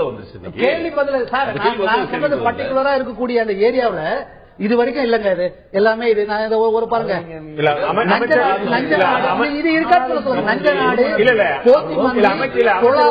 குறிப்பிட்ட பதில் சொல்லிருக்க மாட்டாங்க. கிட்டத்தட்ட ஒரு 110 மலை கிராமங்கள்ல தமிழ்நாடு முழுக்க இது மாதிரி இல்லன்னு சொல்லும் போது அங்க கொண்டிருக்கான வாய்ப்பு இருக்குன்னு சொல்லி நீங்க ஒரு பாயிண்ட் இதுதான். இந்த 110 கிராமங்கள் இல்லை என்றால் என்ன பொது விவாதத்துக்கு உட்படுத்தணும் சொல்றேன். டிஎம்கே ஏடிஎம்கே 110 கிராமங்களுக்கு அடுத்த 3 மாதத்தில் ஒரு 2 கிராமங்களுக்கு தர முடியும். அடுத்த 2029 வரைக்கும் நம்ம டார்கெட் பிக்ஸ் பண்றோம். இந்த 110 கிராமங்களுக்கு எத்தனை ஆண்டுகளில் அவர்கள் காத்திருப்பார்கள்? நீங்க தயவுசெய்து சொல்லுங்க. பதில் தெரிய வேண்டிய கேள்வி. இன்னமும் கூட மின்சாரமே இல்லை அப்படிங்கிறது ஒரு கேள்விக்குள்ளான விஷயம். ஒரு சிறிய இடைவெளி எடுத்துக்கொண்டிருக்கிற நண்பர்களே, இடைவெளிக்கு பிறகு 2 முக்கியமான விஷயங்கள். பிரதானமான எதிர்க்கட்சியா இருக்கக்கூடிய தேசிய முற்போக்கு திராவிட கழகம் இல்லாமலே இந்த சபை முடிந்திருக்கிறது. அது சரியான விஷயம் தானா? அந்த கட்சியை திரும்ப கொண்டு வரக்கான முயற்சி எடுத்திருக்கணுமா வேண்டாமா? இரண்டாவது முக்கியமான கேள்வி, 110 விதியின் கீழே ஒட்டுமொத்தமாக 181 அறிவிப்புகளை முதலமைச்சர் வெளியிட்டிருக்கிறார். இதற்கான நிதிக்கு எங்கே செல்வது? இதற்கான திட்டம் இதன் தமிழக அரசு இருக்கிறதா? விவாதிக்கலாம் ஒரு சிறிய இடைவெளிக்கு பிறகு.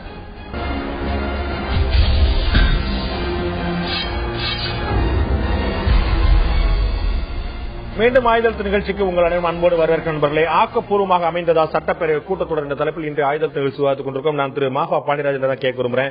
இடைவெளிக்கு முன்னாடி கேட்ட கேள்வி தான். 110 விதியின் கீழ் தமிழக முதலமைச்சர் இதுவரைக்கும் 181 அறிவிப்புகளை வெளியிட்டிருக்கார். 181 அறிவிப்புகள் மிகப்பெரிய மகிழ்ச்சியை தரக்கூடிய விஷயம். ஆனால் உங்களுக்கு நினைவில் இருக்கும், கடந்த கூட்டத்தொடரின் போது, கூட்டத்தொடர் 2வது கூட்டத்தின் போது நிதியமைச்சர் பன்னீர்செல்வம் அவர்கள் சொல்லியிருந்தாங்க, 2014-15 மட்டும் 236 திட்டங்கள் வந்து அறிவிக்கப்பட்டது. அதுல இந்த 110 விதியின் கீழ் 2014-15 ஓராண்டுல மட்டும் இதுல 116 அரசாணைகள் வெளியிடப்பட்டன. 5 திட்டங்கள் முடிவடைஞ்சிருச்சு. 111 திட்டம் நடந்து கொண்டிருக்கிறது. 3 மத்திய அரசுடைய அனுமதிக்காக காத்திருக்குது. 117 திட்டங்கள்ல அரசாணையே வெளியிடப்படவில்லை. இது சொன்னது எதிர்க்கட்சி தலைவர் அல்ல, மாண்புமிகு நிதியமைச்சர் திரு பன்னீர்செல்வம் அவர்கள். தமிழக முதலமைச்சர் அறிவித்த திட்டங்கள்ல 117 திட்டங்கள் அரசாணையே வெளியிடப்படாத போது, மேலும் 181 திட்டங்கள் என்று சொல்லும் போது வெறும் அறிவிப்புகளாக போய்கொண்டது. அது அடுத்து திரும்ப அதிமுக ஆட்சிக்கு வரலாம், அது அடுத்த கதை. ஆனா இந்த ஆட்சி காலம், இந்த 5 ஆண்டு பதவி காலத்துல 6 மாதம் தான் ஆக்டிவான மாதங்கள் இருக்கு. அப்ப வெறும் அறிவிப்புகளாக தானே பார்க்கப்படும். இல்ல 110 விதியில அறிவிக்கப்பட்ட அந்த 181 அறிவிக்கைகள்ல மொத்தம் 900 இருக்கு. அறிவிப்புகள்னு பாத்தீங்கன்னா 900 இருக்கு.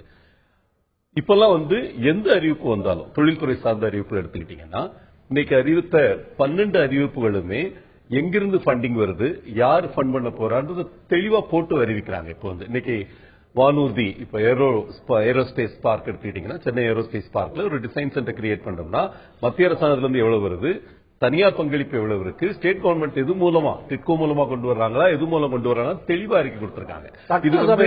சட்டசபையில நிதிநிலை அறிக்கை தாக்கல் செய்வது, இந்த நிதிநிலை எங்கிருந்து வருது, எங்கிருந்து போது, இவ்வளவு நிதி ஒதுக்கலாமா வேண்டாமாங்கிறத உறுப்பினர் விவாதிப்பாங்க. அதன் பிறகு எழக்கூடியது மானிய கோரிக்கை விவாதிக்கப்படுது.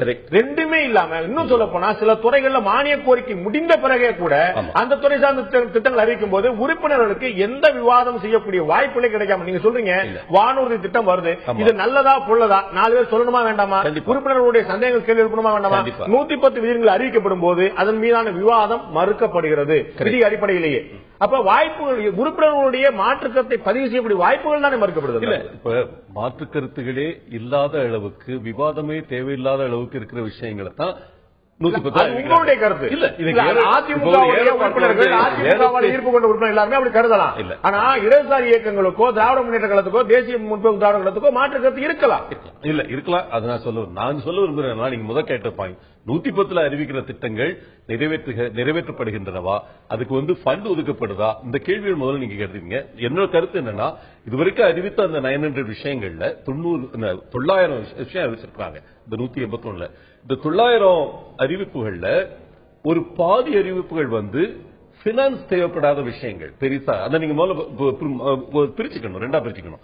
பைனான்ஸ் தேவைப்படுற விஷயங்கள், நிதி தேவைப்படுற விஷயங்கள் ஒரு 500 இருக்கும். இந்த இதுல வந்து பாத்தீங்கன்னா இந்த 400 வந்து நம்ம வந்து குறைவா மதிப்பிடக்கூடாது. அவங்க வந்து இந்த பாலிசி இன்னைக்குல இருந்து இப்படி மாத்தி அமைக்க போறோம் அப்படின்னு சொல்ற விஷயங்கள் வந்து 110 அறிவிக்கிறது. அதுக்கு ஒரு முக்கியத்துவம் கிடைக்குது, அது நிகழ்வுது. ஓகே, இப்ப நீங்க தென் மாவட்டங்களில் தொழில் தூங்குறதுக்காக ஒரு 9 சலுகைகள் அறிவிக்கப்படுகின்றன வச்சுக்கோ. அது கூட வந்து ஒரு பாலிசி ரீசேஞ்ச் தான். நீங்க வந்து இந்த இடத்துல இவ்வளவு சப்சிடி கொடுப்போம், இவ்வளவு நாள் இவ்வளவு சப்சிடி கொடுத்துருந்தோம், இனிமேல் இவ்வளவு மானியம் கொடுப்போம் சொல்றதும் முக்கியமான கருத்துக்கள். அந்த மாதிரி நீங்க அறிவிக்கும் போது அந்த அறிவிப்புகள் வந்து விவாதத்துக்கு உட்பட்டவையாக இருந்தா பரவாயில்ல. நீங்க தென் மாவட்டங்கள் சொல்றீங்க, இதே மாதிரி ஏற்கனவே அறிவிச்சிருக்காங்களே சொல்லி பீமராவுக்கு ஒரு ஞாபகம் வரலாம், அப்பா உறுப்பினர் இருந்தா அவருக்கு ஒரு ஞாபகம் வரலாம். அது வாய்ப்புகளே மறுக்கப்படுது. அதற்கு வந்து பாராட்டுரை மட்டுமே படிக்கப்பட வேண்டும், மாற்றுகள் சொல்லப்பட முடியாது என்பது. அந்த 9 திட்டங்கள் அறிவித்தப்போ கண்டிப்பா அந்த நேரத்தில் அவங்க ஆர்கியூ பண்ணாட்டாலும் அடுத்த நிமிடத்திலே கம்யூனிஸ்ட் எழுந்து பேசினார். ஏன்னா எங்க 9 மாவட்டம் 10 மாவட்டம், மதுரை மாவட்டத்துக்கு என்ன ஆச்சு, மதுரை மாவட்டத்தில் ஏன் வந்து லேண்ட் அக்விசிஷன் பிரச்சனை, கள்ளிக்குடியில பிரச்சனை வருது, எங்க கட்சிக்காரங்க நின்று ஃபைட் பண்றாங்க, அதையே விட்டீங்க அப்படின்னு அவங்க எழுந்து கேட்டாங்க அந்த டைத்துல வந்து. அதனால வந்து அந்த 110 பர்பஸ் வேற. 110 பர்பஸ் வந்து இன்னைக்கு உங்களால் சொல்ல முடியல. 18 நாள் சட்டமன்றம் நடக்குது, இவ்வளவு அறிவிப்புகள் வெளியிடப்பட்டிருக்கின்றன. அந்த மாதிரி அவங்களால சொல்ல முடியணும். ஒரு மூவ்மெண்ட், ஃபார்வர்ட் மூவ்மெண்ட் இருக்குன்னு மக்களுக்கு தெரியணும். மக்களுக்கு இன்னைக்கு தெரியும்ல, இன்னைக்கு தொழில்துறையில் மட்டுமே இத்தனை அறிவிப்புகள் வருது. இந்த அறிவிப்புகள் செயல்படத்தான் செய்யணும், வேற வழி கிடையாது. இத்தனை அறிவிப்புகள் இருக்குங்கிற ஒரு மகிழ்ச்சி தரக்கூடியதா இருக்கு. எவ்வளவு தூரம் நடைமுறை சாத்தியங்கிற தனியார் கேட்க விரும்புறேன். வண்டலூர் பக்கத்துல பேருந்து நிலையம் அமைக்கப்படும், செங்கல்பட்டுல துணை நகரம் அமைக்கப்படும், திருமலிசை பக்கத்துல துணை நகரம் அமைக்கப்படும், மதுரையில துணை நகரம் அமைக்கப்படும். இவ்வளவு விஷயங்கள் நம்ம சென்னையில சர்வதேச விமான நிலையம் தனியா அமைக்கப்படும். இவ்வளவு அறிவிப்புகளாக இருந்துட்டு இருக்கு. இந்த அறிவிப்புகள் எதுவுமே அடுத்த கட்டத்தை நோக்கி நடந்ததாக எனக்கு தெரியவில்லை. அப்ப மாபெரும் அறிவிப்புகள், முக்கியத்துவம் வாய்ந்த அறிவிப்புகள் 4.5 ஆண்டுகள் முடிந்த பிறகு கூட அறிவிப்புகளா இருக்கும் போது புதிய அறிவிப்புடைய பலன் என்ன? இல்ல, நீங்க சொன்ன வண்டலூர் பத்தியான சட்டமன்றத்தில் கேள்வி வந்துச்சு. அதுல பன்னீர்செல்வம் ஐயா, அமைச்சர் ஐயா அது தெளிவா பதில் சொன்னாங்க, விளக்கமா பதில் சொன்னாங்க. மக்கள் கருத்து கேட்பு கூட்டமே இப்பதான் நடந்துட்டு இருக்கு. அதுல மக்கள் கடுமையான எதிர்ப்பு பதிவு செஞ்சுட்டு இருக்காங்க. ஸ்டேட்டஸ் தான் சொல்றாங்க, அது என்ன நிலையில இருக்குன்னு சொன்னாங்க. அதே மாதிரி நீங்க 110 அறிவிக்கிற அறிவிப்புகள் எதுவும் நடைமுறைக்கு வரலன்னு நம்ம நினைக்கிறதில்ல. எதுவுமே சொல்ல, நான் சொன்னது பன்னீர்செல்வம் சொன்ன கருத்து, நான் என்னுடைய கருத்தை சொல்லல. ஒன்னும் சொல்ல, நான் பெரும்பாலும் இல்ல. இப்ப குழந்தைகள் பரிசு பெற்றோம்னா, இப்ப பச்சிளம் குழந்தைகள் அரசு ஆரம்ப சுகாதார நிலையத்தில் பிறந்தா 16 வகையான பரிசு பெட்டார்கள் உடனடியாக கையளிக்கப்பட்ட. நாங்களும் கூட போய் அமைச்சரோட இருந்து அதை கையளிச்சிருக்கோம். அம்மா சிமெண்ட்னா 190 ரூபாய்க்கு தாராளமா கேட்கிற விண்ணப்பிக்கிற அனைத்து பேருக்கும் தங்குதடை இல்லாம கிடைக்குது. இந்த கேள்வி கேட்டது மார்க்சிஸ்ட் கம்யூனிஸ்ட் கட்சியினுடைய சட்டமன்ற உறுப்பினர். அமைச்சர் தெளிவா சுய உதவிக்குழுக்களுடைய பயிற்சியாளர்களுக்கு செல்போன் கொடுப்பேன் கட்டாயமா வரும். நான் 100% நம்பர் அது வந்துடும். எது வருதோ இல்லையோ செல்போன் எல்லாமே வருங்க. அம்மா எனக்கு என்ன கேள்வின்னா, திராவிட முன்னேற்ற கழக பொருளாளர் என்ன சொல்றாரு, செல்போன் நீங்க கொடுக்க போறீங்க, ரைட், ஓகே.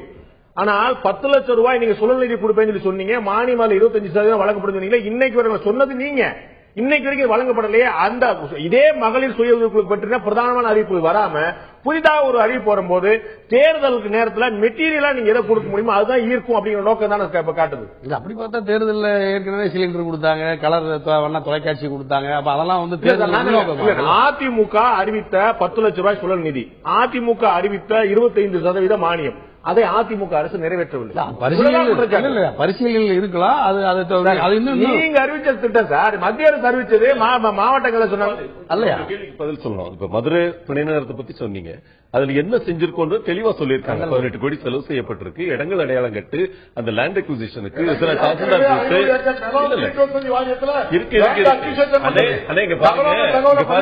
பாருங்க. அறிவித்து 3 வருஷம் ஆகல, 2 வருஷம் தான்.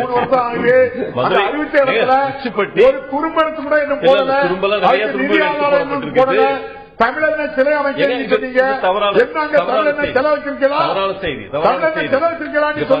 விடுங்க. நீங்க கேட்டீங்க, பொறுத்த வரைக்கும்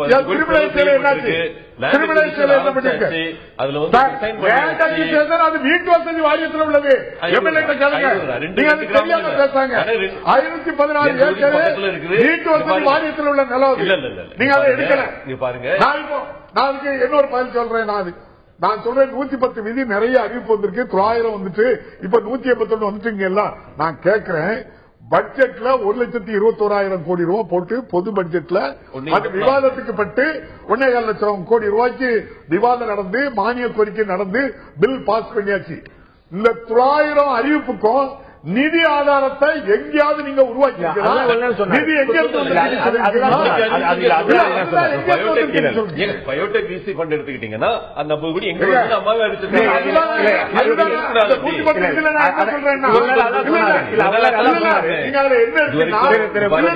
ஒரு பள்ளி கட்டிடம் கட்டப்படும் அப்படின்னு சொல்லி மத்திய அரசினுடைய SSI நமக்கு, அதாவது அனைவருக்கும் கல்வி திட்டத்தில் வரக்கூடிய ஒரு நிதி எடுத்து ஒரு பில்டிங் கட்டக்கூடியதை 110 விதியில இருக்காங்க. நீங்க எப்படி கவன ஈர்ப்புக்கு ஒரு கேள்வி பதிலா உள்ளத இந்த ரோட கவன ஈர்ப்பு தீர்மானமா போட்டாங்களோ அதே போல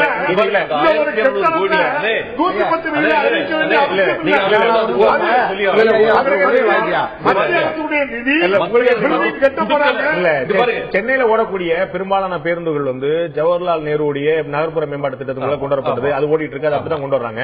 உங்களுக்கே தெரியும், புதிய சட்டமன்ற கட்டணம் கட்டும் போது ஆதி திராவிட நலத்துறையோட நிதி அதுக்கு கைமாற்றப்பட்டது. எப்படின்னு சொன்னா ஆதி திராவிட உறுப்பினர் கூட அங்க இருப்பாங்க.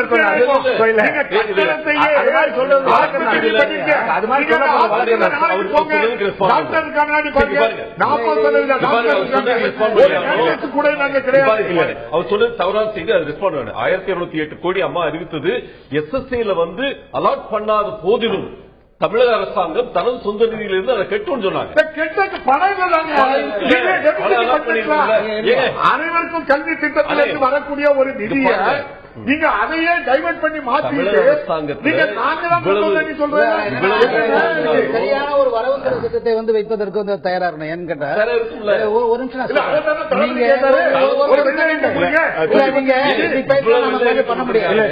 இல்ல சட்டமன்றத்தில் இப்படிதான் நடக்குது, இங்கே நமக்கு அப்படிதான் நடக்குது. துரதிருஷ்டமானது. என்ன விஷயம் என்ன சொல்றேன், இப்ப நீங்க 1,25,000 கோடி அது ஒன்றும் பிரச்சனை கிடையாது. கடன் வாங்குற போறாங்க வராங்க. எனிவே 2 லட்சம் கோடி கூட நம்ம பட்ஜெட் போடலாம். எனக்கு தெரிஞ்ச 3 லட்சம் கோடி பட்ஜெட் போடணும் என்னோட விருப்பம். தமிழ்நாட்டில் ஒன்றும் தப்பு கிடையாது. பாயிண்ட் என்னன்னா, நீங்க 1,800 கோடி ரூபாய் நெடுஞ்சாலைத்துறைக்கு மட்டத்துக்கு கொடுத்துருக்காங்க. ஸ்டேட் ஹைவேஸுக்கு வந்து முன்னாள் அவங்க அறிவிச்சாங்க, சிஎம் அறிவிச்சாங்க. இந்த ஃபண்ட்ஸ் வந்து எங்கிருந்து வருதுன்னு அப்படின்னு சொல்றதுன்னா, நான் கொடுப்பேன் வேற உதாரணத்துக்கு ஒன்னே சொல்லலாம் நினைக்கிறேன். சமீபத்தில் நடந்த முதலீட்டு நம்ம கூட வரவேற்கணும், தப்பு கிடையாது. இந்தியாவில் வந்து தொழில் தொடங்குவது சரியான முறையில் மாசு இதெல்லாம் இல்லாம நம்ம தொழில் தொடங்கி நம்ம வந்து வேலை வாய்ப்பு கொடுப்பது நல்லது, தப்பு கிடையாது. ஆனா என்ன மரியாதைக்குரிய தங்கமணி சார் என்ன சொல்றாருன்னா, 2,42,160 கோடி மூலதனம் வந்துருது, 4,65,000 பேர் வேலை வாய்ப்பு கிடைத்து விட்டது. ஆஸ் பர் ரெக்கார்டு இது ரெக்கார்டு கிடைத்து விட்டது, உறுதி செய்யப்பட்டது.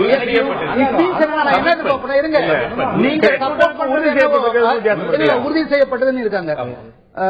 ரங்கராஜ் பாண்டே சார் கொஞ்சம் எக்கனாமிக் இதுக்கும் சேர்ந்து பாக்குற நபர், அவர் இன்டர்நேஷனல் பாப்பீங்க நீங்க, எனக்கு நல்ல நம்பிக்கை இருக்கு.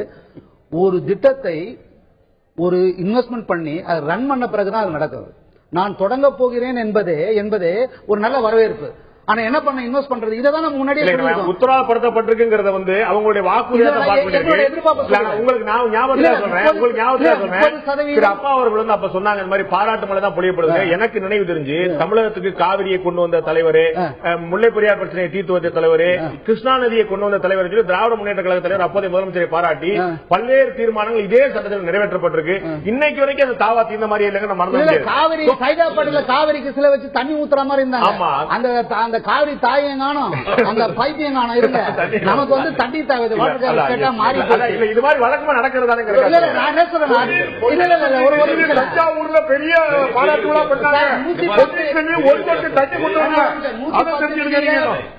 அதனுடைய விதியை எப்படி சபாநாயகர் சொல்லுவார்னா, அவசரம் பொது முக்கியத்துவம் வாய்ந்த ஒரு 110 விதி, இதான் அதனுடைய விதியோட தன்மைங்க குறித்து முதலமைச்சர் அவர்கள் அறிவிப்பாரு. அவங்க அடிஷனல் ஒரு வார்த்தையை சேர்த்து சொல்லுவாங்க, நல்லது தப்பு கிடையாது. நான் என்ன சொல்றேன்னா 111 சேர்த்துருங்கன்றேன். ஏன்னு கேட்டா இந்த வார்த்தை இருக்குல்ல, தப்பு கிடையாது. அண்ணன் வந்து இவரு நம்ம தனியார் நல்லா பண்ணுவார், நல்ல அவருடைய தமிழ் சொல்லாடல் இன்னும் ரசிப்பேன், நான் இவரை கூட ரசிப்பேன். ஏன்னு கேட்டா அற்புதமான தமிழும் அந்த சொல்லாளரும் இலக்கியம் நியமிக்க அந்த இது நல்லா இருக்கும், நல்லது தப்பு கிடையாது. இன்னொன்னு வைகசெல்வன் கூட நான் சொல்லுவேன், திருச்சி சிவா, வைகோ, இவங்களாம் நல்ல தமிழ், அது வந்து நமக்கு தேவை, அது ரசிப்பதற்கென்று. ஆனா என்னன்னா, தயவு செய்து ரசனையை முதலமைச்சர் மரியாதைக்குரிய ஜெயலலிதா அவர்கள் வெற்றி தலைகுனியக்கூடிய அளவுக்கு வாழ்த்த வேண்டிய அவசியம் இல்லை. அவர்கிட்ட பேசிருக்கேன். என்னன்னு சொன்னா ஒரு நபர் ப்ளீஸ், நீங்க என்னன்னு சொன்னா இப்ப 4 பேர் இருக்குன்னா ஒரு நபரை நீங்க தவிர்க்கலாம், குறைக்கலாம், குறைக்க டைம் குறைச்சு தெரியும்.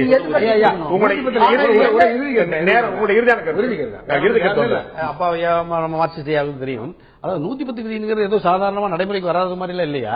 திராவிட முன்னேற்ற கழகத்தினுடைய 5 ஆண்டு கால ஆட்சி 2006 to 2011 போக்குவரத்துக்கான பணிமனைகளுடைய எண்ணிக்கை வெறும் 10 புதிய பணிமனைகள் துவங்கினாங்க.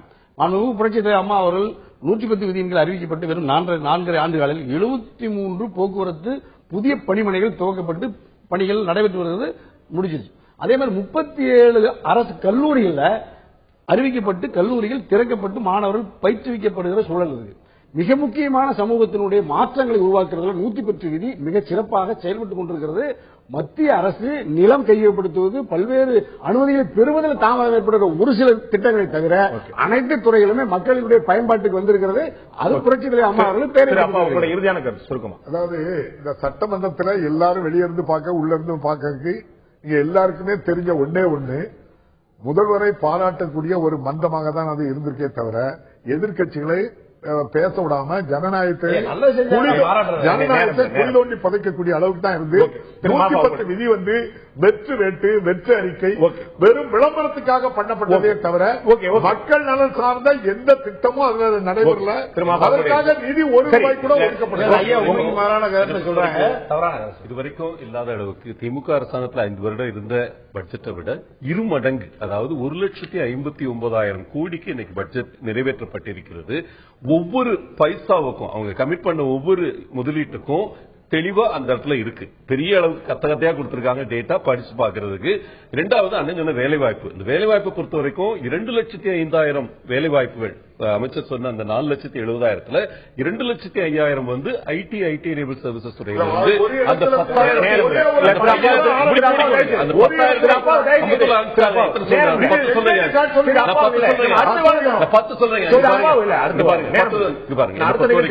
இந்த இதை பொறுத்த வரைக்கும் இது வந்து லாங் டர்ம் கிடையாது. 3 மாதத்தில் வேலைவாய்ப்பு உருவாக்கக்கூடிய திட்டங்கள் அதில் இருக்கு. நடைமுறைக்கு வந்துருச்சு. அம்பத்தூர்ல வந்து நீங்க எஸ் பேங்கோட பேக் ஆபீஸ் ஓடிட்டு இருக்கு. 2 லட்சம் பேர் வந்துட்டாங்களா? 2 லட்சம் பேர்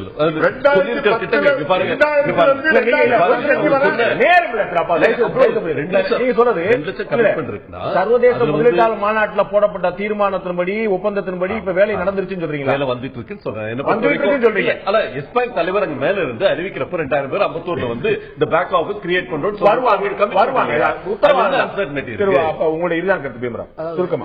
இந்த சட்டமன்றம் வந்து ஆக்கப்பூர்வமா சில விஷயங்களை பண்ணிருக்குன்னு சொல்லலாம். அது வந்து மறுக்கல. ஆனா நாம சொன்ன மாதிரி நீங்க ஒன்னு ஆரம்பத்தில் சொன்ன அதே நான் வலியுறுத்த விரும்புறேன். காலையில நீங்க வந்து 9 மணிக்கு தொடங்கலாம், ஒரு 1 மணிக்கு அதை பிரேக் பண்ணலாம், மீண்டும் ஒரு 2:30-3 மணிக்கு தொடங்கலாம், இரவு 8 மணி வரைக்கும் விவாதிக்கலாம், தப்பு கிடையாது. அதுல ஒன்னும் கண்டினியூவா நீங்க ப்ரோசஸ் பண்ணி நீங்க கொண்டு போறீங்க. இது என்ன சொன்னா ஸ்டூடெண்ட் வந்து பாக்குறாங்க மேல. நான் பார்த்தேன். நான் காலேஜ் கேம்பஸ்ல இருந்து வந்து பாக்குறாங்க, சில இன்டெலெக்சுவல்ஸ் வந்து பாக்குறாங்க. இது மாடத்துல இருந்து இவங்க முன்னாடி என்ன தோற்றம் வரும்னு சொன்னா ஒரு சட்டமன்றம் எப்படி நடக்கிறது என்று அவங்க உளவியல் ரீதியாக அது சொல்லணும்னு சொன்னா ஃப்ராய்ட் நல்லாவே சொல்லுவார். அதுல பதிவாகக்கூடிய அந்த கருத்துக்கள் உள்வாங்கிறதுனால இது கிளாஸ் ரூமுக்குள்ளேயும் சில தவறாக நடக்கும், வெளியில சொசைட்டி தான் சில தவறாக. ஏன்னா எனக்கு மாடலா இருக்கக்கூடிய முதலமைச்சர், எதிர்கட்சி தலைவர் இல்லவே அது ஒரு இது மாதிரிலாம் இருக்கு. வெளிநடப்பு, சபாநாயகரை முற்றுகை எடுத்து ஒரு மாதிரி பண்றது, இதெல்லாம் இது என்ன பாரம்பரியம் அப்படின்ற மாதிரி வரும். எனவே சட்டமன்றத்தை அதிக நாட்கள் நடத்துவது, அதிக நேரம் விவாதிப்பது, 110 விதியை முதலமைச்சர் அவசர காலத்திற்கு பேரிடர் காலங்களில் நீங்க சொன்ன மாதிரி ஜனநாயகத்துடைய மாண்புடைய மிக முக்கியமான விஷயம், ஜனநாயகத்துடைய மாண்புடைய மிக முக்கியமான விஷயம் பாராளுமன்றம், சட்டமன்றம். அது வந்து தமிழகத்தில் உயிரோடு இருக்கிறது, உயிர்ப்போடு இருக்கிறது என்பது மிக முக்கியமான விஷயம், பாராட்டுக்குரிய விஷயம். அது இன்னமும் உயிர்ப்போடு இருக்க வேண்டும். எதிர்க்கட்சிகளுக்கான வாய்ப்புகளும் அதிகம் கொடுக்க வேண்டும். ஆளுங்கட்சியுடைய பெருந்தன்மையில் தான் எதிர்க்கட்சிகளுடைய செயல்பாடு இருக்க முடியும் என்று சொல்வார்கள். நிச்சயமாக எதிர்க்கட்சிகளை அதிகம் ஊக்குவிக்க அதில் ஆளுங்கட்சியுடைய பெருந்தன்மை தான் அதிகம் வெளிப்படும். திரு பீமராவ் சொன்னது போல அடுத்த தலைமுறைக்கு என்ன மாதிரியான செய்தி இந்த சட்டமன்றம் கொடுக்க போய் என்பது மிக கவனமாக அவதானிக்க வேண்டிய விஷயம். அடுத்த தலைமுறை நம்முடைய முன்னோர்களை பார்த்து, இருக்கக்கூடிய சட்டமன்ற உறுப்பினர்களை பார்த்து, முதலமைச்சரை பார்த்து, அமைச்சர் பெருமக்களை பார்த்து, சபாநாயகரை பார்த்து பெருமைப்பட வேண்டும். அதுபோன்ற செயல்பாடு தொடர வேண்டும் என்று எதிர்பார்ப்போம். அதான் அந்த நிகழ்ச்சியில் கலந்து எல்லாரோட எதிர்பார்ப்பு நினைக்கிறேன். நிகழ்ச்சியில் கலந்து கருத்து இருந்த 4 நன்றி.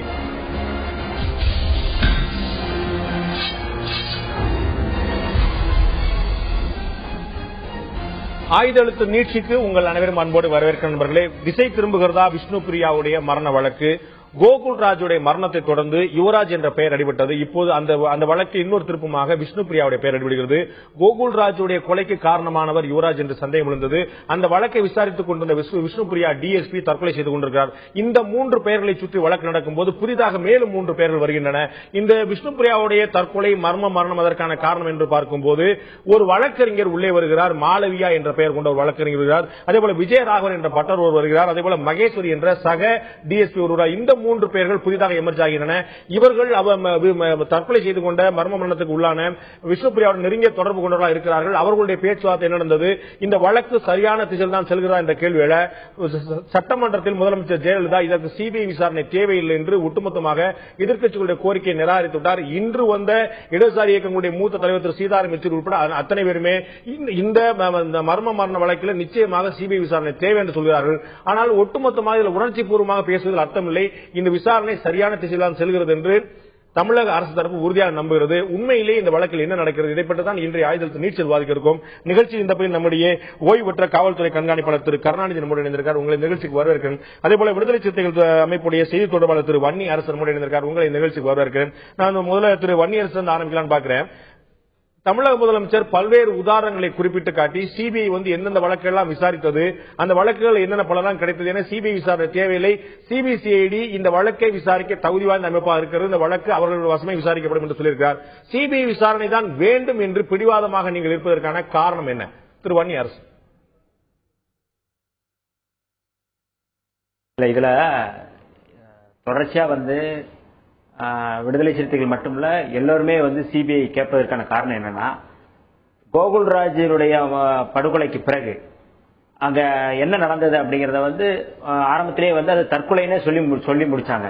ஆனா விடுதலை சிறுத்தைகள் போராட்டத்திற்கு பிறகு அது வந்து கொலைன்னு நாங்க வந்து அதை வந்து நிரூபிச்சோம். கொலை வழக்கா பதிவு செய்யப்பட்டது. அந்த வழக்கிலிருந்து, அதாவது அந்த ரயில்வே டிராக்ல கடந்ததுல இருந்து அங்க இருக்கிற எஸ்பி, நாமக்கல் எஸ்பியா இருக்கிற செந்தில்குமார் அவர்கள் எடுத்த உடனே இது வந்து தற்கொலைங்கிற ரூட்ல தான் அதை கொண்டு போன முயற்சி பண்ணாரு. அப்ப அதுல இருந்து நம்ம வந்து தொடர்ச்சியா பார்க்கும் பொழுது முழுமையாக கோகுல்ராஜ் படுகொலை செய்த குற்றவாளிகளை காப்பாற்றுவதற்காக காவல்துறையில ஒரு பிரிவினர் வந்து தொடர்ச்சியாக இது வந்து செயல்படுகிறார்கள் என்கிற அச்சம் எங்களுக்கு இருந்தது. அந்த வகையில் இன்றைக்கு வந்து நீங்களே பாருங்க, இந்த அச்சம் லாஜிக்கலா இருக்கா நீங்களே பாருங்க. நீங்கள் வந்து இது கொலை வழக்குன்னு சொல்றீங்க, யுவராஜ் உள்ளிட்டவர் மேல சந்தேகப்படுறீங்க.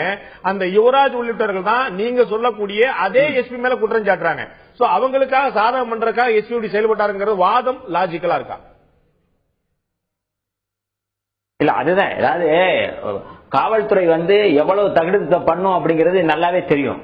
காவல்துறை எவ்வளவு இதுக்கு முன்னாடி 1998 திருவண்ணாமலை மாவட்டம் தூசியில வந்து ஒரு இன்ஸ்பெக்டர் வந்து சாராய வியாபாரிகள் மீது நடவடிக்கை எடுத்து அவங்களை அடிச்சு துவம்சம் பண்ணும்போது அந்த போலீஸ் இன்ஸ்பெக்டர் வந்து மனநலம் பாதிக்கப்பட்டவர் சொல்லி ஆஸ்பத்திரியில் சேர்த்த காவல்துறை தான் இந்த காவல்துறை. காவல்துறைக்கே வெக்கமா இருக்கா இல்லையான்னு தெரியல. எப்படின்னா ஒரு பெண்ணை வந்து அது தன் டிபார்ட்மெண்ட்ல வேலை பார்க்கிற ஒரு காவல்துறை அதிகாரி எவ்வளவு கொச்சப்படுத்தணுமோ அவ்வளவு கொச்சப்படுத்திட்டு இருக்காங்க. இப்ப என்ன எப்படி நான் வந்து உண்மையான நீதி பக்கம் அவங்க திருப்பல, அதை வந்து திசை திருப்புற வழியே செய்யறாங்க. அந்த வகையில நாங்க சொல்றோம். நீங்க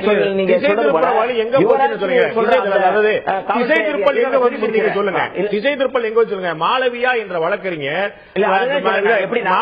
வழக்கறிஞர் விஷ்ணுபிரியா தற்கொலை செய்து கொண்ட நாள்ல காலையில் 5 மணில இருந்து மதியம் 2 மணி வரைக்கும் 13 முறை தொலைபேசியில பேசியிருக்கா தகவல் வருது. அப்ப அவரை கூட்டு விசாரிக்கிறாங்க. விஜயராகவன் அப்படிங்கிற ஒரு கோயில் பட்டர் வந்து அவர் தொலைபேசி தொடர்புல இருந்திருக்காங்க தெரியுது. அவங்கள்ட்ட கூட்டு விசாரிக்காங்க. திசை திரும்புவது எங்க நடக்குங்கிற சந்தேகப்படுறீங்க. எல்லாருமே கூட்டு விசாரிக்கிறாங்க இல்லையா?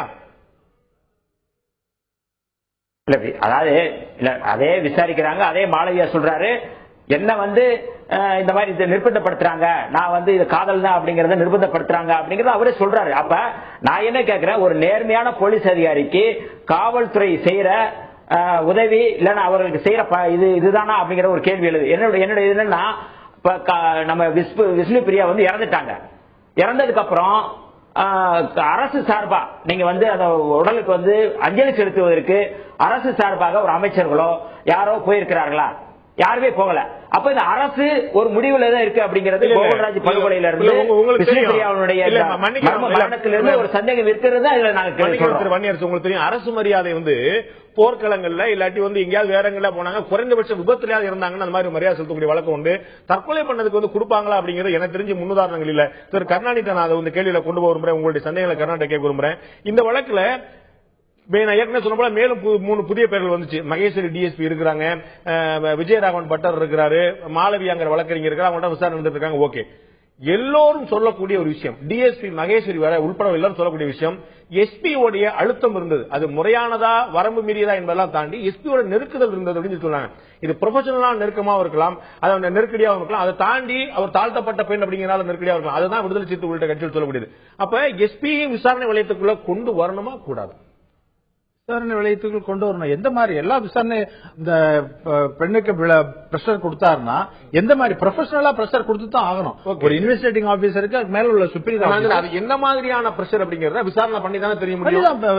அவர் விசாரணை பண்ணணுமா இல்லையா? பண்ணாங்க. அப்ப சிட்டிங் எஸ்பியா அதே மாவட்டத்தில் இருக்கக்கூடிய செந்தில்குமார இன்னொரு எஸ்பி எப்படி விசாரிப்பாங்க? இது பிராக்டிகலி சாத்தியமா? நீங்க சொல்லுங்க. ஏன் விசாரணை அதிகாரின்னு சொன்னா யார வேணாலும் விசாரிக்கலாம், அவருக்கு மேல உள்ள அதிகாரியும் விசாரிக்கலாம், அவர் தான் விசாரிக்கணும். இப்போ இந்த வழக்குல சிபிசிஐடி உடைய எஸ்பி தான் வந்து விசாரணை அதிகாரி இருக்காங்க. அவங்க வந்து சேலம் எஸ்பி வந்து சம்மன் பண்றதுக்கான ரைட்ஸ் இருக்கு, அவங்களுக்கு இருக்கு, தாராளமா விசாரிக்கலாம். இன்ஸ்பெக்டர் விசாரிக்கலாங்க. ஒரு இன்ஸ்பெக்டர் இன்வெஸ்டிகேஷன் ஆபீசரா இருந்து ஒரு எஸ்பி வந்து ஒரு சாட்சியாக இருந்தால் இன்ஸ்பெக்டரே எஸ்பி விசாரிக்கலாம். அதுக்கெல்லாம் சாட்சியாக இல்ல, அவர் சாட்சியா இல்ல, அவர் மேல சந்தேக வளையம் இருக்குது. சந்தேக வளையம் இருந்தால் அவர் சொல்றது அவருக்கு விசாரிக்கிறது அவருடைய ஸ்டேட்மெண்ட் தான் அது. அந்த வந்து விசாரணை அவர் சாட்சி இல்ல, அவருடைய ஸ்டேட்மெண்ட் தான் வாங்குவாங்க. அவருக்கு இன்னைக்கு மாளவியாங்கிற வழக்கறிஞரை மதுரை உயர்நீதிமன்ற கிளையில இருந்து கூட்டு வந்திருக்காங்க. விஜயராவன்கிற பட்டத்தை தேடிட்டு இருக்காங்க. அவர் எங்க இருக்கான்னு கேட்டிருக்காங்க. இது மாதிரி மகேஸ்வரிட்ட விசாரணை எடுத்திருக்காங்க. அவர் ஜிப்பன் ஆஸ்பத்திரியில் படுத்திருக்கும் போதே போய் விசாரணை பண்ணிருக்காங்க. இது மாதிரி காவல்துறை எல்லா பக்கம் போகுது. என்னென்ன வாய்ப்புகள் இருக்குன்னு பாக்கலையா? அப்ப எஸ்பி தான் பிரஷர் கொடுத்தாருன்னு எல்லாருமே சொல்றாங்கல்ல. யுவராஜ் தான் சொல்றாரு, இவங்க விடுதலை சிறுத்தைகள் தான் சொல்றாங்க. எல்லாருமே ஒரு சந்தேக பார்வை வைக்கிறாங்க போது எஸ்பியை எப்படி விசாரிப்பீங்கன்னு நான் கேட்கிறேன். சந்தேக பார்வை எல்லாரும் சொல்லலாம், வேண்டாத இன்ட்ரெஸ்டட் விட்னஸ் இந்த வழக்கை திசை திருப்பதற்காக சொல்லலாம். ஆனால் அதற்கு சொல்ல வேண்டியவர்கள் இருக்கிறார்கள். இப்ப வந்து எஸ்பி வந்து டிஎஸ்பி சத்தம் போட்டாருன்னு சொன்னா அந்த எஸ்பி ஆபீஸ்ல இருக்கிறவங்க இருக்கிறாங்க, அவங்கள விசாரிப்பாங்க. எஸ்பி ஆபீஸ்ல இருக்கிறவங்க டிஎஸ்பி ஆபீஸ்ல இருக்கிறவங்களை விசாரிப்பாங்க, கான்பிடன்ஷியலா விசாரிப்பாங்க. எல்லாத்தையும் வச்சுக்கிட்டு உங்களுக்கே தெரியும், டிஎஸ்பி மகேஸ்வரி சொல்லியிருக்காங்க, இந்த வழக்கறிஞர் மாளவியா சொல்லியிருக்காரு, அவங்களை வந்து தாழ்த்தப்பட்ட பெண் அப்படிங்கறதுனால அவங்களை வந்து ரொம்ப அவதூறா அவங்களை ரொம்ப அவதூறா விமர்சிச்சாரு. அவங்க சொல்லும் போது திட்டம் போது என்னமா இப்படி பண்றீங்க, சீக்கிரம் பண்ணுங்கமா அப்படிங்கிற மாதிரி விசாரணை பண்ணுங்க சொல்லாம நீங்க எல்லாம் ஏன் இங்க வந்து நீங்க மாடு மேய்க்க போனதான மத்த மாதிரி ரொம்ப ஒரு பெண்ணிடம் பேச முடியாத, ஒரு தாழ்த்தப்பட்ட பெண்ணை பேச முடியாத விஷயங்கள் எல்லாம் குறிப்பிட்டே பேசினாங்க குற்றச்சாட்டு. அப்படி பேசி இருந்தால் நிச்சயமாக அதற்குள்ள எவிடன்ஸ் நிச்சயம் கிடைக்கும். இன்வெஸ்டிகேஷன் நீங்க வெளியில இருந்து பாக்குறது வேற, அந்த இன்வெஸ்டிகேஷன் இறங்கி விசாரணை அதிகாரி விசாரிக்கிற முறை வேற. அப்படி விசாரிக்காம எப்படி உங்களுக்கு தீர்வு கிடைக்கும்? நிச்சயம் விசாரிச்சிருப்பாங்க. நீங்க விசாரிக்கலாம் எப்படி சொல்றீங்க? என்னங்க இவ்வளவு பேர் கண்கூடா பாத்துட்டு இருக்கோம், நாடு பூரா முன்னாடி விசாரிப்பாங்க. ஏன் முன்னாடி இல்லங்க, யாரா குறைஞ்சபட்சம் வந்து அங்க விசாரணை அதிகாரி வந்து போய் பாத்துருக்கணும், அங்க போயிருக்கணும், அவங்க நடக்கலையே. போகலன்னு எப்படி சொல்றீங்க? போன் நடக்குதோ? நேரடியா விசாரிச்சிருப்பாங்க, டிஐஜி விசாரிச்சிருப்பாரு, ஐஜி விசாரிச்சிருப்பாங்க. விசாரிச்சுக்கலாம் எப்படி சொல்றீங்க? எல்லா யார் சொல்லிருக்கா? எல்லா விசாரணை நடந்ததா யார் சொல்லிருக்கா? வெளியில யாருக்கு ரிப்போர்ட் பண்ணல? மாளவியா வந்ததை கண்கூடா பாத்துருக்கிறோம். மதுரை வழக்கறிஞர் இவங்க கோயில் பற்ற தேடிட்டு இருக்காங்க, எல்லாருக்குமே தெரியும். அவருடைய பெற்றோர் விசாரணை நடந்திருக்கு, தற்கொலை செய்து கொண்ட இடத்துல விசாரணை நடந்திருக்கு. கடலூர்ல போய் இவங்களுடைய விஷ்ணுபுரோட பெற்றோர் விசாரணை இவ்வளவு கண்கூடா தெரிஞ்சிருக்கு. விசாரணை மட்டும் யாருமே தெரியாது. உள்ள நடக்கிற இன்கேமராவும் விசாரிக்கலாம். ஏன் விசாரிக்க என்ன இருக்கு? அதாவது ஏதாவது ப்ரொசீஜர் விசாரிக்கா இருக்கு, சரியா இருக்கான்னு தெரியும் இல்லங்க. எஸ்பியை வந்து பப்ளிக்கா எல்லாத்துக்கு முன்னாடி வச்சு விசாரிக்கணும்னு எங்காச்சும் இருக்கா? It is not a court சால். அப்படிலாம் விசாரிக்க சொல்ல. நீங்க விசாரணை நடந்ததற்கான தடயம் அறிகுறி என்ன தடயம் வேணும் உங்களுக்கு கேக்குறேன். என்ன தடயம்? எஸ்பியை விசாரிச்சு டிஐஜி விசாரிச்சு இதுக்கு நீங்க எப்படி பதில் சொல்லிடலாம்? நாங்க விசாரிப்போம், விசாரிக்காம இருப்போம். அது எங்க அப்படி இல்ல. அதான் சொல்ல மாட்டேன், அதான் சொல்ல மாட்டேன். விசாரிச்சு இல்லங்க, விசாரிச்சிருக்காங்க, விசாரிச்சிருப்பாங்க. ஸ்டேட்மெண்ட் நேரம் ரெக்கார்ட் பண்ணிருப்பாங்க. டிஐஜி விசாரிச்சிருப்பாரு, அவரு ரிப்போர்ட் கொடுத்திருப்பாங்க. அவரே முதல்ல வந்து அவரையே வந்து இது என்ன காரணம், இது மாதிரி இந்த எலிகேஷன் வந்திருக்கு, நீ என்ன சொல்ற ரிப்போர்ட் சொல்லி எக்ஸ்பிளனேஷன் கால் ஃபார் பண்ணிருப்பாங்க. இந்த மாதிரி உங்க மேல ஒரு அலிகேஷன் வந்திருக்கு, வாட் இஸ் யுவர் எக்ஸ்பிளனேஷன்? ஒரு டிபார்ட்மெண்ட்ல இருக்கிறவங்க உங்களுக்கு தெரியும். இப்ப வந்து தமிழ்நாட்டுல வந்து பல வழக்குகள் வந்து பாண்டிச்சேரிக்கும் ஆந்திராவுக்கும் கேரளாக்கெல்லாம் கர்நாடகாக்கெல்லாம் மாற்றப்பட்டது. இதனால தமிழ்நாட்டில் அந்த வழக்கு நடக்கும்போது ஒரு நியாயமா விசாரணை நடக்குங்கிறது உறுதிப்படுத்தப்படணும். அதனால வேற மாநிலத்துக்கு மாற்றம் சொல்றாங்க. அப்ப காவல்துறை மேலதான் சந்தேக வளையமே இருக்குன்னு சொல்லி சொல்லும்போது பிரதானமான சார்ஜ் அவர் மேலதான் சொல்லப்படுது. அப்படிங்கும் போது சிபிஐ கிட்ட கொடுக்கறது உங்களுக்கு என்ன? சிபிஐ விசாரிச்சுட்டு போட்டுமே. தமிழ்நாட்டில் வந்து முதல் முறையா விசாரிக்கல சிபிஐ. அது மாதிரி சொல்றதுக்கெல்லாம் செய்யணும்னு அவசியம் இல்லைங்க. அதாவது ப்ரொசீஜர் எந்த வழக்குகளை கொடுக்கணும்னு இருக்கு. லோக்கல் போலீஸால எந்த கேஸ் விசாரிக்கணும், எந்த கேஸ் சிபிசிஐடிக்கு போகணும். சிபிசிஐடிக்கு போகணும்னா அது பல மாவட்டங்கள் சம்பந்தப்பட்டதா இருந்தா சிபிசிஐடிக்கு போகும், பல மாநிலங்கள் சம்பந்தப்பட்டதா இருந்தா சிபிஐக்கு போகும். இப்படித்தானே தவிர இதுல ஒண்ணு அதிகாரிகள் இப்ப இங்க இருக்கிற அதிகாரிகள் வழக்கறிஞர் சங்கர் சுப்புடைய மகன் வந்து மர்ம மரண வழக்குல சிபிஐ விசாரிக்கப்பட்டு எத்தனை மாநிலம் சம்பந்தப்பட்டிருந்துச்சு? அதுல கோர்ட் ஆர்டர். அதுதான் சொல்ல வர்றேன். சார், தமிழ்நாடு அரசு விரும்பினால் சிபிஐ விசாரணைக்கு உத்தரவிடலாம். உத்தரவிட முடியாது. விரும்பினால் தமிழக அரசு விரும்பினால் உயர்நீதிமன்றம் உத்தரவிட்டால் ரெண்டு சாத்தியம். ரெண்டுமே இல்லையே. சங்கரசுப்பு மகனுடைய கொலை வழக்கு, மர்ம மரண வழக்கு எந்த மாநிலம் சம்பந்தப்பட்டது? அதுக்கு சிபிஐ விசாரணை உத்தரவிட்டாங்களே. நீங்க அவ்வளவு போறீங்க. நான் விசாரித்த ஒரு சாதாரண 174 சிபிஐ விசாரிச்சாங்க. ஏன்னா கோர்ட் ஆர்டர் போட்டுச்சு.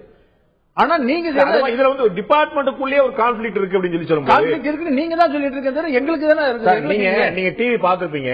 சிட்டிங் கீழக்கரையோட டிஎஸ்பி மகேஸ்வரி அவர்கள் ரொம்ப தெளிவா இதற்கு வந்து இந்த வழக்குடைய கோகுடாஜர் வழக்கு விசாரணை முறையாக நடக்கவில்லை, இதற்கான எஸ்பியோட அழுத்தம் தான் காரணம். சாரதுக்கு கொஞ்ச நேரம் முன்னாடி வரைக்கும் என்கிட்ட பேசினாங்க. அவ்வளவு தூரம் பாலமா வரி வரியா தெளிவா சொன்னாங்க. அதற்காக அவர் அத்தாரிட்டியா?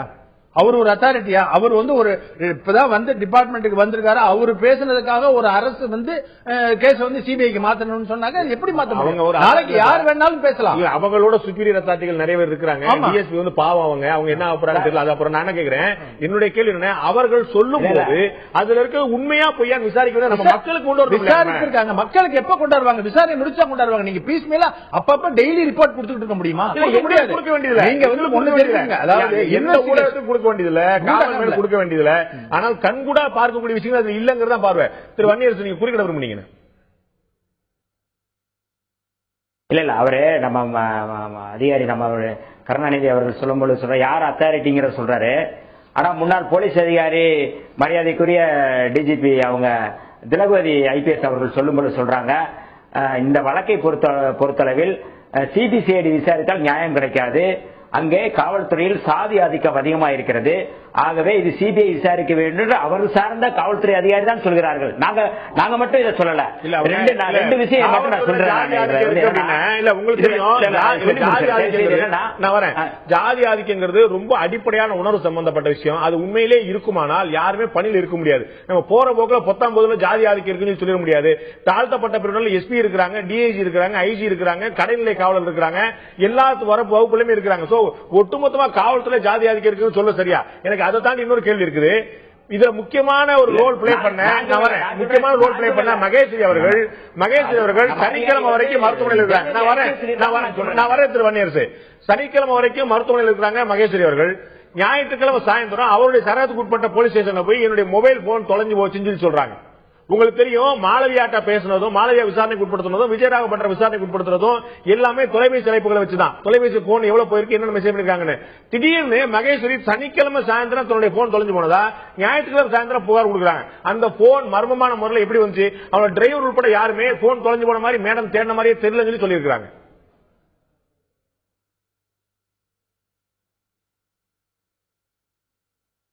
வன்னியரசு கேட்கிறோம். முழுமையா இதுக்கு உண்மை வரணும் அப்படின்னா, முழுமையா உண்மை வரணும்னா சிபிஐ விசாரணை வேணும் கேட்கிறோம். நீங்க சொன்னது போல ஏதோ நாங்க சொல்லல, சிபிஐ இது காவல்துறை அதிகாரியினுடைய முன்னாள் டிஜிபி தான் திலகவதி ஐபிஎஸ் தான் சொல்றாங்க சாதி ஆதிக்கம் இருக்குன்னு அவங்க தான் சொல்றாங்க, நாங்க சொல்லல. டிபார்ட்மெண்ட் இருக்கிறதுனால அவங்களுடைய அந்த அனுபவங்கள் பெண்கள் பொதுவாக சொல்லுங்களேன். உங்களுக்கே தெரியும், அவருடைய விஷ்ணுபிரியாவுடைய தகப்பனார் அவர்கள் முதல் நாளும் சரி இரண்டாவது நாளும் சரி தமிழக அரசுடைய செயல்பாடு எங்களுக்கு பரிபூர்ண திருப்தி இருக்குது, சிபிசிஐடி விசாரணையே போதும் உத்தரவிட்டு இருக்காங்க, எங்களுக்கு அதிலே நிறைவு இருக்குது, தமிழக காவல்துறை நம்பிக்கை இருக்குன்னு சொன்னாரு. அவருடைய விஷ்ணுபிரியாவுடைய தகப்பனாரும் கூட காவல்துறையை சேர்ந்தவர் தான். அவர் எங்களுக்கு பரிபூர்ண நம்பிக்கை இருக்கு. ஆனால் அரசியல் கட்சிகள் ஒவ்வொன்றாக அந்த குடும்பத்தை பார்க்க பார்க்க பார்க்க பார்க்க அவர் சந்தேகப்படம் தெரிவிக்கிறார். சோ அரசியல் கட்சிகள் ஒரு புற அழுத்தம் கொடுத்து நம்ம போதும் நிறைவேறா நம்ம சந்தேகப்பட்டவங்கள ஒரு நிர்பந்தம், ஒரு எக்ஸ்டர்னல் ஒரு இன்ஃபுளுன்ஸ் அவருக்கு இருக்குன்னு பார்க்கலாம் இல்லையா? முதல் 2 நாட்கள் பரிபூர்ண நம்பிக்கையை தெரிவித்திருக்கிறார். இல்ல என்னுடைய இல்ல நீங்க இல்ல அது உண்மைனா இல்ல நான் கேட்கிறேன், உண்மையே அது உண்மைனா யுவராஜ் இல்ல நான் கேட்கிறேன், ஒரே ஒரு கேள்வி மட்டும் தான் கேட்கிறேன். ஜூன் 23ஆம் தேதி கோகுல்ராஜ் காணாமல் போயிருக்கிறான். 24ஆம் தேதி போலீஸ் அந்த டிராக்ல கண்டுபிடிக்கிறாங்க. 24ஆம் தேதி உடனடியா எஸ்பி செந்தில்குமார் சொல்ற இது தற்கொலை தான் சொல்றாரு. அப்ப நான் என்ன கேட்கிறேன், 23ஆம் தேதிக்கு அப்புறம் நடந்தது இன்னைக்கு 3 மாசம் ஆகுது. யுவராஜை நான் கேட்கிறேன், ஹைடெக் லெவல்ல உளவுத்துறை உண்மையாவே இருக்கா? நான் ஒரு செல்போன் டவரை வச்சு கண்டுபிடிக்கிற காவல்துறை இன்னைக்கு யுவராஜ் 3 மாசம் அதாவது வாட்ஸ்அப்ல அனுப்பிக்கிட்டே இருக்கான். ஒரு கொலை குற்றம் செய்து விட்டு முழுமையாக தப்பிப்பதற்காக காவல்துறையில் இருக்கிற ஒரு பிரிவினர் அவனுக்கு சப்போர்ட் செய்கிறார்கள் என்பதுதான் இதனுடைய உண்மையான நிதர்சனம்.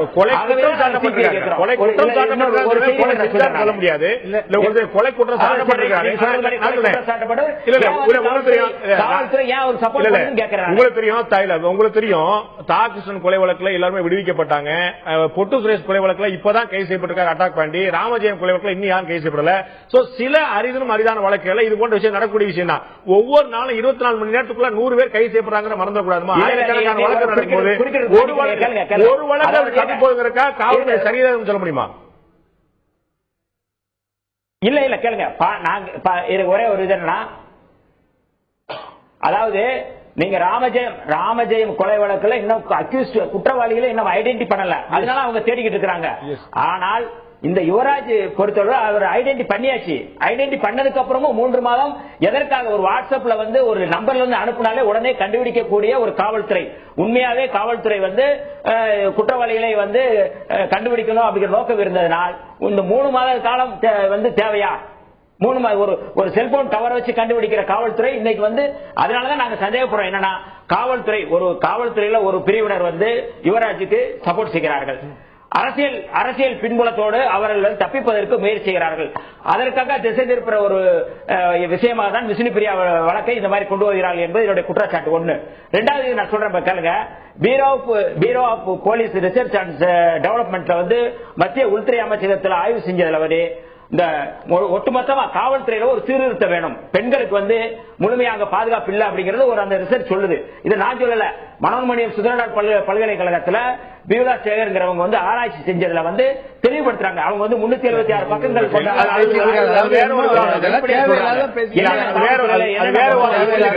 பதிவு பண்றாங்க. காவல்துறை மட்டம் தட்டணுங்கிறதுக்காக மனநிலை வந்து எஸ்ஐக்கு வந்து 16% இருப்பதாக சொல்றாங்க. காவல்துறை வந்து அங்க வந்து தற்கொலைக்கான தூண்டுதல் செய்வதற்கான வேலைகள் நடக்குது அப்படிங்கறது என்னுடைய குற்றச்சாட்டு. நீங்க சொல்றீங்க யுவராஜ் வந்து அவ்வளவு வந்து அவர் சப்போர்ட் பண்றாங்கன்னா, யுவராஜ் வந்து காவல்துறை மேல எஸ்பி மேலையும் அங்க இருக்கிற இன்னொரு டிஎஸ்பி மேலையும் டிஐஜி மேலையும் ஐஜி மேலையும் எவ்வளவு குற்றச்சாட்டு சொல்றாரு உங்களுக்கு தெரியாத விஷயம் இல்ல. நான் திரு கருணாநிதி இறுதியா ஒரு சுருக்கமா ஒரு கேள்வி கேட்க விரும்புறேன். போலீஸ் வேலை எல்லாம் எனக்கு ஒத்து வராதுன்னு அவங்க தன்னுடைய கடிதத்திலே குறிப்பிட்டிருக்காங்க, தன்னுடைய மரண கடிதத்தில் கூறியிருக்காங்க. எனக்கு அதிகமான அழுத்தம் இருக்கு, என்னால இந்த வேலைக்கு நான் லாயக்கு இல்லைன்னு ஃபீல் பண்ணுங்க. சோ இந்த பிரஷர் வந்து கடுமையா இருந்திருக்குங்கிறது ரொம்ப அப்பட்டமா தெரியக்கூடிய விஷயமா இருக்குது. இந்த பிரஷர் இருந்திருக்கு அப்படின்னா விசாரணைக்கு உட்படுத்துறதுக்கு எஸ்பியை வந்து எந்த வகையில நீங்க கொண்டு வர முடியும்? அவர் வந்து ஒரு விசாரணை வளையத்துக்கு இல்லாம இன்னும் சொல்ல போனா இவங்களுக்கு நிறைய உதவி பண்ணிட்டு ஒரு டிஎஸ்பி மாற்றப்படுறார். குற்றம் சாட்டப்பட்டிருக்கக்கூடிய எஸ்பியோ குற்றம் சாட்டப்பட்டு சந்தேகப்படக்கூடிய இன்னொரு டிஎஸ்பி மாற்றப்படல. அப்ப யார் பக்கம் நியாயம் இருக்குது, யார் பக்கம் ஆதரவுங்கிற சந்தேகம் வருமா வராத? பொதுமக்களுக்கு சந்தேகம் வர்றதுக்கெல்லாம் பண்ணிட்டு இருக்க முடியாதுங்க. என்னங்கிறது உண்மை விசாரிப்பவர்களுக்கு தெரியும். நிச்சயமாக இதில் ஏதாவது தவறு நடந்தா சம்பந்தப்பட்டவர்கள் மீது என்ன எவிடன்ஸ் இருக்கு, இந்த மாற்றப்பட்ட அதிகாரிக்கு எதிராக என்ன எவிடன்ஸ் இருக்குங்கிறத நீங்க பப்ளிக்கால வைக்க முடியும். விஷ்ணுபிரியா யுவராஜோட நடத்திய உரையாடல்ல உங்களால பாருங்க உங்களை சுத்தி இருக்கிறவங்க எவ்வளவு பாதிக்கப்படுறாங்கன்னு பதிவு பண்றாங்க. நியாயம் இல்லாதவங்க மேல எல்லாம் வந்து வழக்கு பதிய வேண்டி இருக்குன்னு மகேஷ் கிட்ட சொல்லி இருக்காங்க.